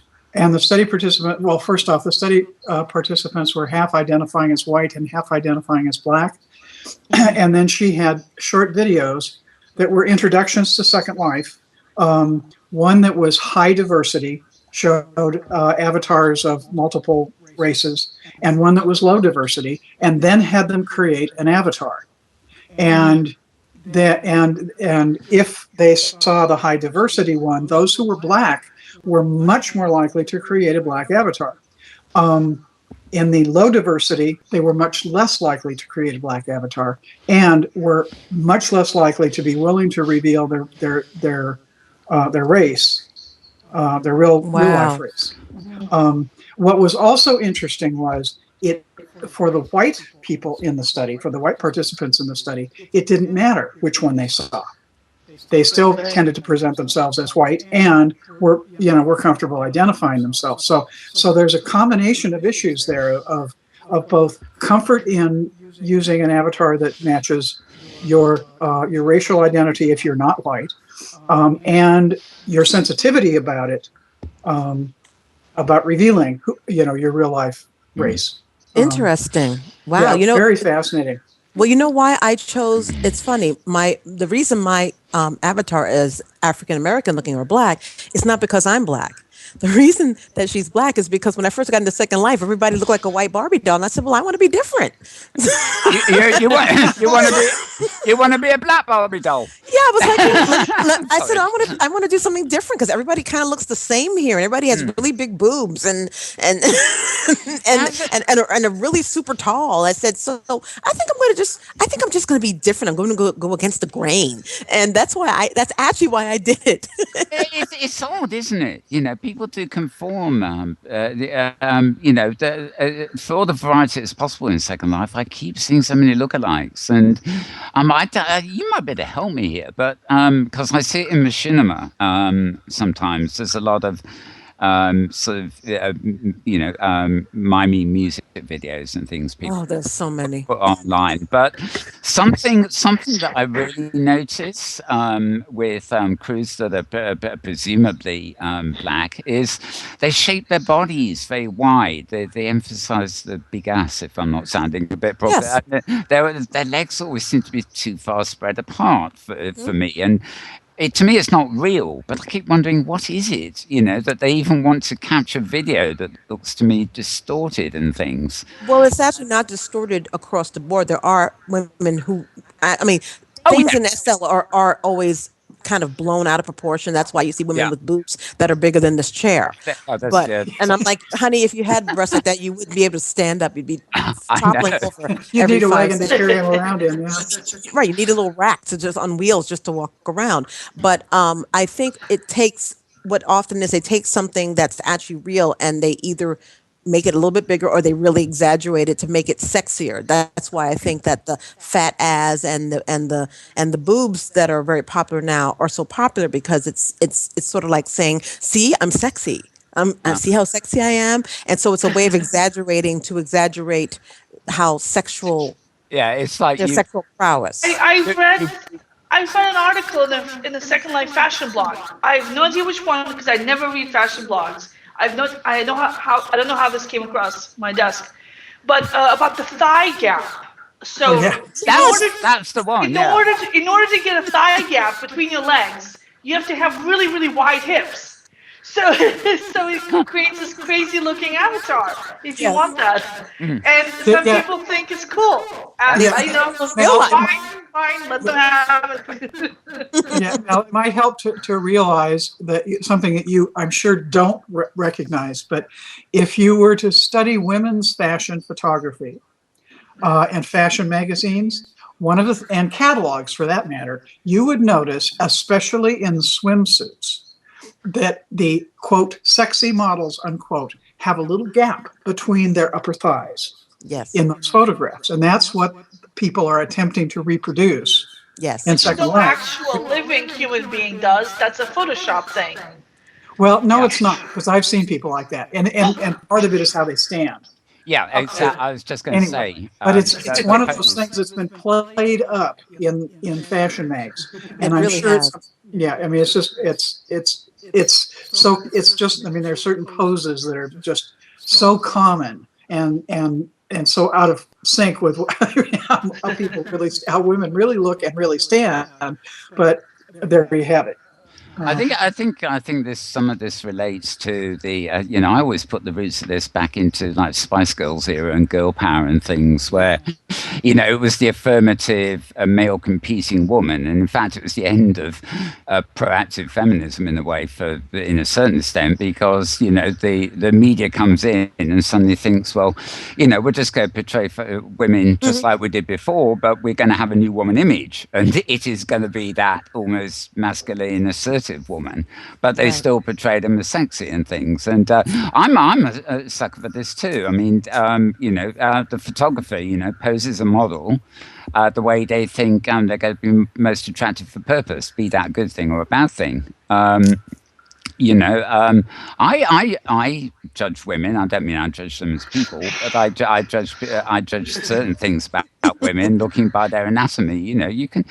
I hate to say this, but you can tell things about how physically fit and things like that from the way anatomy is. Those are judgments that have nothing to do with sex or sexism. They are simply judgments you make about body forms. But I forget what Maria's phrase just now about the thighs was, but it was those are the ones I'm really thinking about, because to me, I was talking about how I don't care whether you're a cat, a little teddy bear, or what. The way you choose to express yourself tells me a lot about you. And somebody who expressed themselves with this total caricature of a thigh gap or whatever just tells me something about the way they're expressing themselves that is just rather odd. And it's not that it exists that's the problem, it's the fact that it seems to have become a norm amongst certain groups. No. We're so much better than how it used to be. I mean, women used to wear these weird bustles on their butts, or tighten their waist down to the point where they're passed out. Yes, corsets. And then have to have fainting couches. Yeah, the foot binding, weird neck things to elongate your neck so you couldn't hold your head up anymore. Every society has had this. We are just crazy. And we like fashion. That's it in a nutshell. We like fashion. We like being on the cutting edge of fashion. If somebody thinks Angelina's big lips are great, we want even bigger lips. It's butts now. Now it's butts in real life. Women are getting butt implants like crazy. Yeah. Because I saw Jennifer Lopez in that movie with that butt, and it was like, oh my God, I want that butt. But I want an even bigger butt. So it's at least in the virtual world, you're not subjecting yourself to permanent, potentially disfiguring surgery. Well, that's true. That's true. You can change it back. Yeah, you can change it back. At least. Just adjust the sliders. As usual, I'm the man on the panel again. We're surrounded by women, so I don't know how far to open my mouth. Men do this too. I mean, personally, I must have said this 1,000 times. There's nothing I find more unattractive in a woman. Or probably a man too. I mean, I can think of mega star men. They've had face jobs and things. And whoever invented Botox should be erased from the history books. I mean, the disasters that have occurred there. You've only got to see a woman, without clothes on, who is Botox enhanced, and it's so obvious to me. It's bad for actors, I think there's some people that don't get hired because they've been Botoxed too much because their faces don't move. Yeah, I have she's older than me. I have an acquaintance in real life. I haven't seen her for years, but I mean, she had all that stuff done, and I thought, God, she just looks like a baby doll. And then, of course, a few years later, she's aged beyond belief because the whole thing's worn off. It doesn't make sense to me, but it's obvious when it's bad Botox. Sometimes it's good subtle. I mean, what's his name from Minority Report? Who's 50? Who looks like he's 25? Tom Cruise. Oh, yes. I mean, he spends the right amount of money, but he looks really good. And also, the rest of your body, you turn off the lights when you get undressed. That's true. If the rest of you doesn't match your face, you make sure you're always in control of the lighting. Well, I think it was Catherine Deneuve who said, for women who are getting older, she says, look, you're going to have to make a choice. It's either going to be your face or your ass. Either you're going to have a great looking face and a fat ass, or you're going to be totally skinny and you're going to look very old and haggard and have a hard face. I have personally chosen to let my ass go to keep my face in real life. And now you can have both. You can have a fat face and a fat ass. Because I already have that. Yes. I've already got booty. I've got Totally booty, unfriend. natural, and it's all natural, no implants. Okay, I think I'm gonna have to wrote this in. I would love to sit here listening to the conversation for hours, but we're actually near with our delays and everything. We've now more or less reached our 2-hour spot, and there are a couple of things I think it'd be nice to just get in before we Okay. call it a day. The news,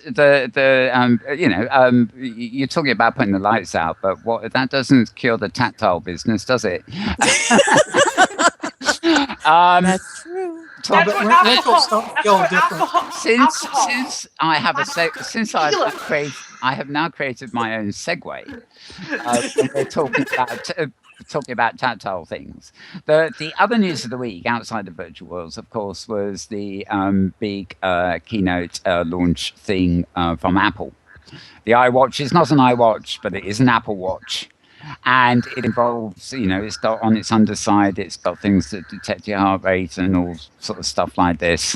And, you can get a map up and it can give you little pulses to tell you to turn right and turn left. So you don't even need to look at the map to see where you're going. And it seems to, one of the commentaries about this was that maybe, I'm not sure of this, but maybe Apple have actually come up with something that really is going to be unique, because they've brought a much closer personalization to this item. In other words, you won't hold it, you will feel it, and it will work with you, hopefully as a tool you use rather than the other way around, on a tactile basis. In other words, if you're running too fast and your heart's going a bit cranky, it will give you an alert telling you, hey, calm down a bit, you're getting a bit stressed or something. And I can see huge potential use for this kind of thing. And I can also see it, the way it works with Wi-Fi at the moment, as being an interface device itself, like a watch that could become your Leap Motion kind of thing and help us in other ways. The problem is, of course, that like the web and iPads and things like that, they increasingly use as delivery systems for what people think we want, rather than what we, using them as tools to find out what we need. It's back to the consumerism we mentioned earlier. But I was actually fascinated that, I've never liked wearing watches, to be honest. I gave them up in the 70s and never touched them since. But, I just didn't like them. I don't like the feel of them on me. But potentially, I do see that this is, possibly a whole move in a new interfacing direction. I'm not so, the new iPhones. Apparently, they've within 24 hours, the new big maxi iPhone has sold out, and they haven't got enough orders to fill it. Whereas the new regular iPhone hasn't hardly sold any. Interesting, people want a new big maxi thing, which I suppose is a mini iPad or whatever. But the watch, I have to admit, in terms of its potential, rather than the fact that I would necessarily choose a watch, I thought was very interesting. So it's quite interesting to get all your thoughts on that. Do you think? Do you think we need an interface device that is so close to us that it can, probably not read our brainwaves? We got another thing for that, but it can actually signal us, and we can signal it literally with our body rather than holding something. We can, it will move into the tactile arena. And I'm just, what your thoughts on that, really? Whoever wants to butt in first. This is AJ. I'll start if that's okay. Yeah. I do wear a watch. I always wear a watch. I like wearing a watch because I hate having to go try to find my phone to see what time it is. Yeah. So I always have worn a watch. So for me, it wouldn't be that big a jump having an, I want to say iWatch, but it's Apple Watch. I watched a video on it. I actually think it could be very, like you said, Mal, very useful. I'm a diabetic. If eventually it could be used to tell me when my blood sugar is too low, and I don't have to prick myself, or it can just tell me, check your blood sugar. Maybe, that would be wonderful. I'm in the same position. You know, I have to take insulin and check my pressure and things Me too. these days. So, yeah, Me too. you know, the pinprick thing automated would be great. Yes, wouldn't it be wonderful? And Yeah. I love the idea of having a GPS on my watch because, again, if I don't have to go into my bag and take something out, if I could cover it so no one knows that I have it on, but it's still giving me the information that I need, I think that would be wonderful. Actually, Yeah. that's Or one phone thing calls coming in. That's actually one thing that surprised me. The watch itself doesn't have GPS. No, but It relies on having an iPhone 2 for the GPS. yeah. Well, But, that's actually smart marketing if you think about it. yeah, they sell both. Yeah, exactly. Exactly. Tara, your thoughts on that? Well, I think you don't have to look any further than the growth of the various tracking bands that are already on the market. Yes. As Fitbit, far as tracking, Fitbit, and there's another one I forget what it's called. Nikes, and Yeah, Nike's got one. There's at least a couple of them that are that have clearly gotten traction. So you know, I see the Apple Watch as using as that being sort of a springboard for a lot of other things being potential. I too don't wear a watch. I don't know that I would get one of these because I also don't have a cell phone and don't have plans to get one because of where I live. Well, I live in an area with spotty reception to begin with, and to add to that, I don't do enough traveling. You know, I'm home most of the time. So there just hasn't, there's been no compelling reason for me to shell out monthly for something I wouldn't be using enough to pay for the expense. I would predict that that there would come a point where the tethering of an Apple Watch to an iPhone might become less so. Yeah, enabling people to use them without being tethered to an iPhone. So, but it's gonna be very interesting to see what happens when they actually hit the market. it seems to me they do quite a lot of things already without being tethered to my phone, and presumably they'll communicate with iPods and iPads. And it occurs to me that I think you're right. You know, so what use is it to you personally? Because I have an iPod. And I bought a little device from Nike, which you're meant to put in your Nike shoe. Not that I've got any Nike shoes as far as I know. And, and you plug a little adapter into the iPod. And I actually tried to do this, and the iPod says, you don't need this adapter, it's built in.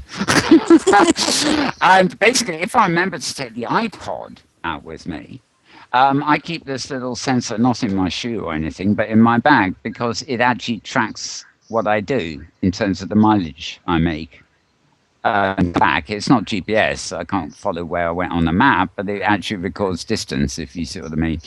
But the reality is, it's always in my bag. And I keep forgetting to take the iPad with me when I go shopping. And I've never used it, even though I thought, oh, what a wonderful sort of way of recording walking and stuff like that.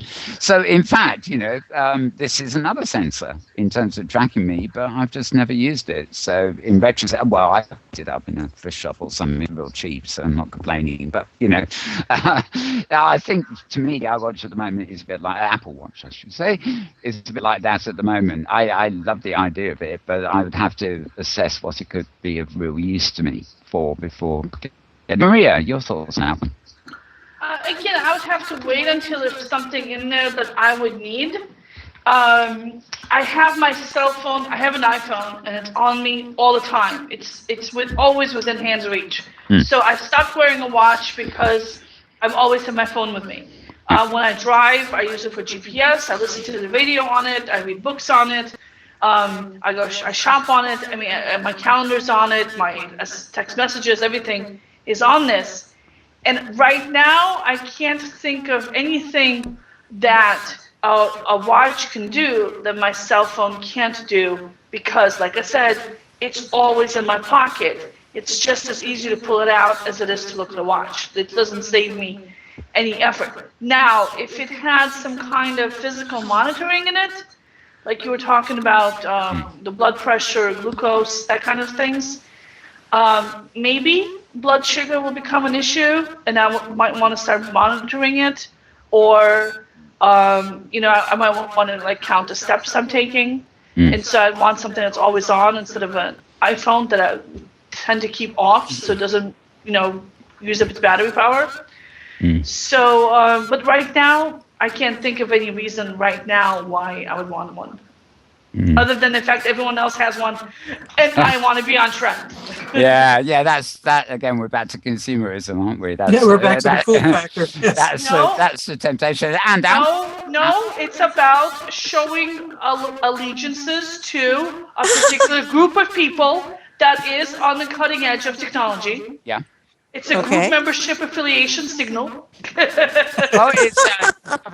one of the cool kids. Yes. Covering your key points weeks ago. Actually, you mentioned status, and that's exactly it. It is a consumer thing, I'm afraid to say, but yeah, they're selling you status. Apple products are actually just very well made products. They're in the upper end of technology, and they are a status symbol. And if you can afford that status symbol, you're probably going to buy one regardless, because it's a status symbol. But, on another level, I'll buy things. I can't afford to buy things just because they're status symbols. But, I'll, plan to buy them if they're going to be an enhancement, a toolkit that I can use. Absolutely. Even the pinprick thing of blood glucose at the moment, I have to prick a finger, but the actual thing that I read it with is plugs into the socket on the bottom of my iPad. iPod. It won't work on the iPad for some reason. So, the link is already there. But again, I don't use this. It's easier to, if I'm going to have to pick my finger anyway, I might as well just use the old-fashioned one. Exactly. So, yeah. I can definitely see walking into, say, a conference of venture capitalists wearing this thing and having venture capitalists come up to me and say, "Oh, I see you have the new Apple Watch. Here, have a few $1 million." Yeah. Oh, yeah. So, If that works, I'll go get an iWatch tomorrow, or Apple Watch, whatever you call it. Yeah. Well, it does. You want to look like the people who give you money. I mean, this is why all the white men are getting money in the Silicon Valley, is because they look like the people who give out the money. But you want to dress like them. You want to have like these subtle cues that say, "Trust me, I'm just like you." Right. And so, and that is the iBook, the iMac, the iWatch, the Apple Watch, the iPhone. There's certain the bad clothing, the Converse sneakers. There's a certain like symbols that you would use to say to a VC, "Trust me, give me money. I'm just like the other guys you give money to." Call me stupid or what, but I do remember, I guess it was about 2 years ago, I went to a small virtual worlds sort of conference thing over in the City of London. And City of London, of course, is a financial district. I forget what it was. It might have been a flow over thing from a bigger conference, or it might have been a particular thing. But the one thing I do remember, probably due to the location and the fact it was a small, fairly elite conference, is that I kept coming in and out for a cigarette or some fresh air or something. And every single time I tried to enter that building to go back in, I was approached by women with paperwork who were venture capitalists asking me if I'd like some money. It was a targeting thing. They were obviously assuming that everybody in this event was somebody who might be able to use capital. And, I'm saying, no, thank you, because I didn't have a plan. You really missed your opportunity, Mal. Yeah, I didn't. Well, yeah, I didn't have a plan, and I wasn't there in that sense. I was in there reporting, Take research. the money. But yeah, I said, Take the money. Like I said at the beginning, call me stupid or what? But you have a point there. Maria has a point, certainly. The images a lot, it is all, the way you look when you enter a particular environment. I'm not talking about virtual worlds here. There may be here too. The people will look at you, interpret your personality from the way you look. A lot of people do that. I don't really. I'm talking and looking into eyes and things, but it's but some people operate on a superficial level. They think, "Oh, you got a flash suit on. If you're at an elitist event, oh gosh, you probably got loads of money anyway, so we'll just offer you more." I don't know. If you were lying on the street having a heart attack, and two guys came up to you, one who looked like a homeless bum, and the other one who looked like a doctor with a stethoscope and everything. The guy who looked like a doctor could have been a con artist, and the guy who looked like a homeless person could have been Dr. House. Yeah. And because that's what he looks like. But you know, when you have a split second to make a decision, or when you have to make a lot of decisions quickly, you go with the odds.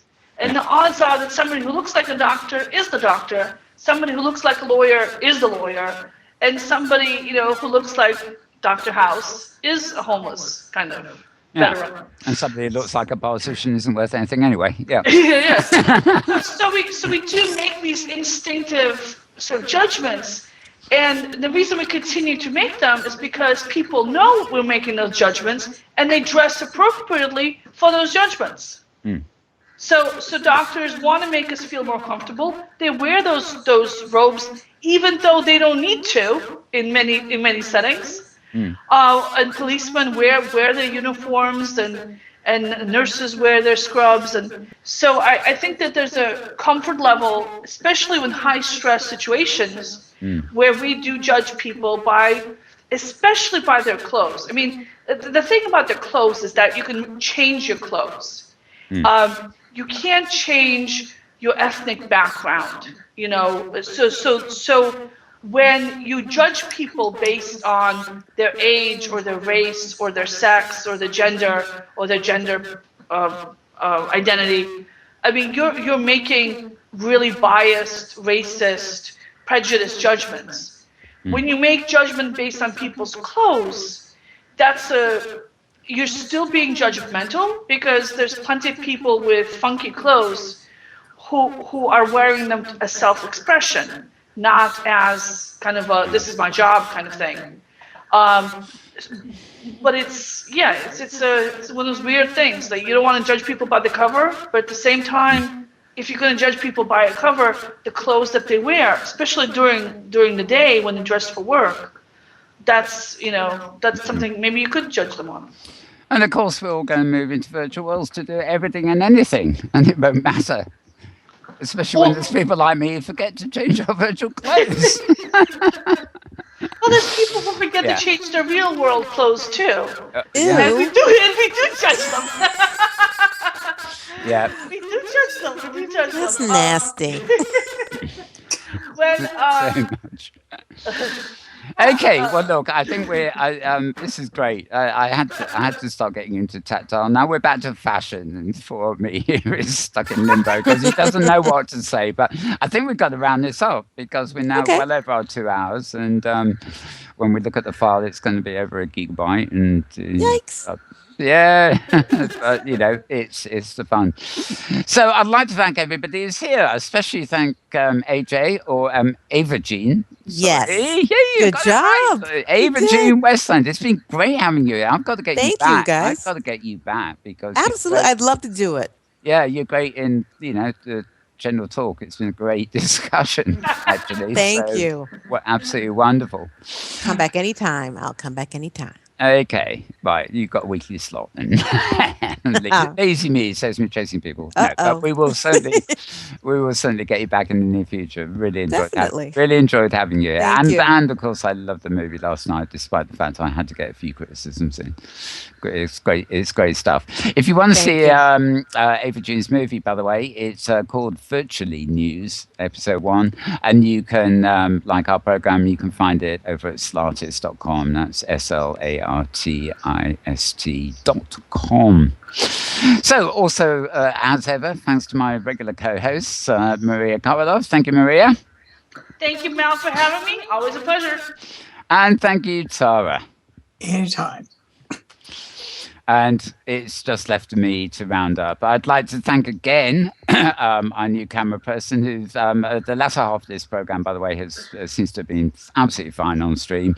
So thanks to Kay Andrew as well, or Zoomtra as we call him in Second Life.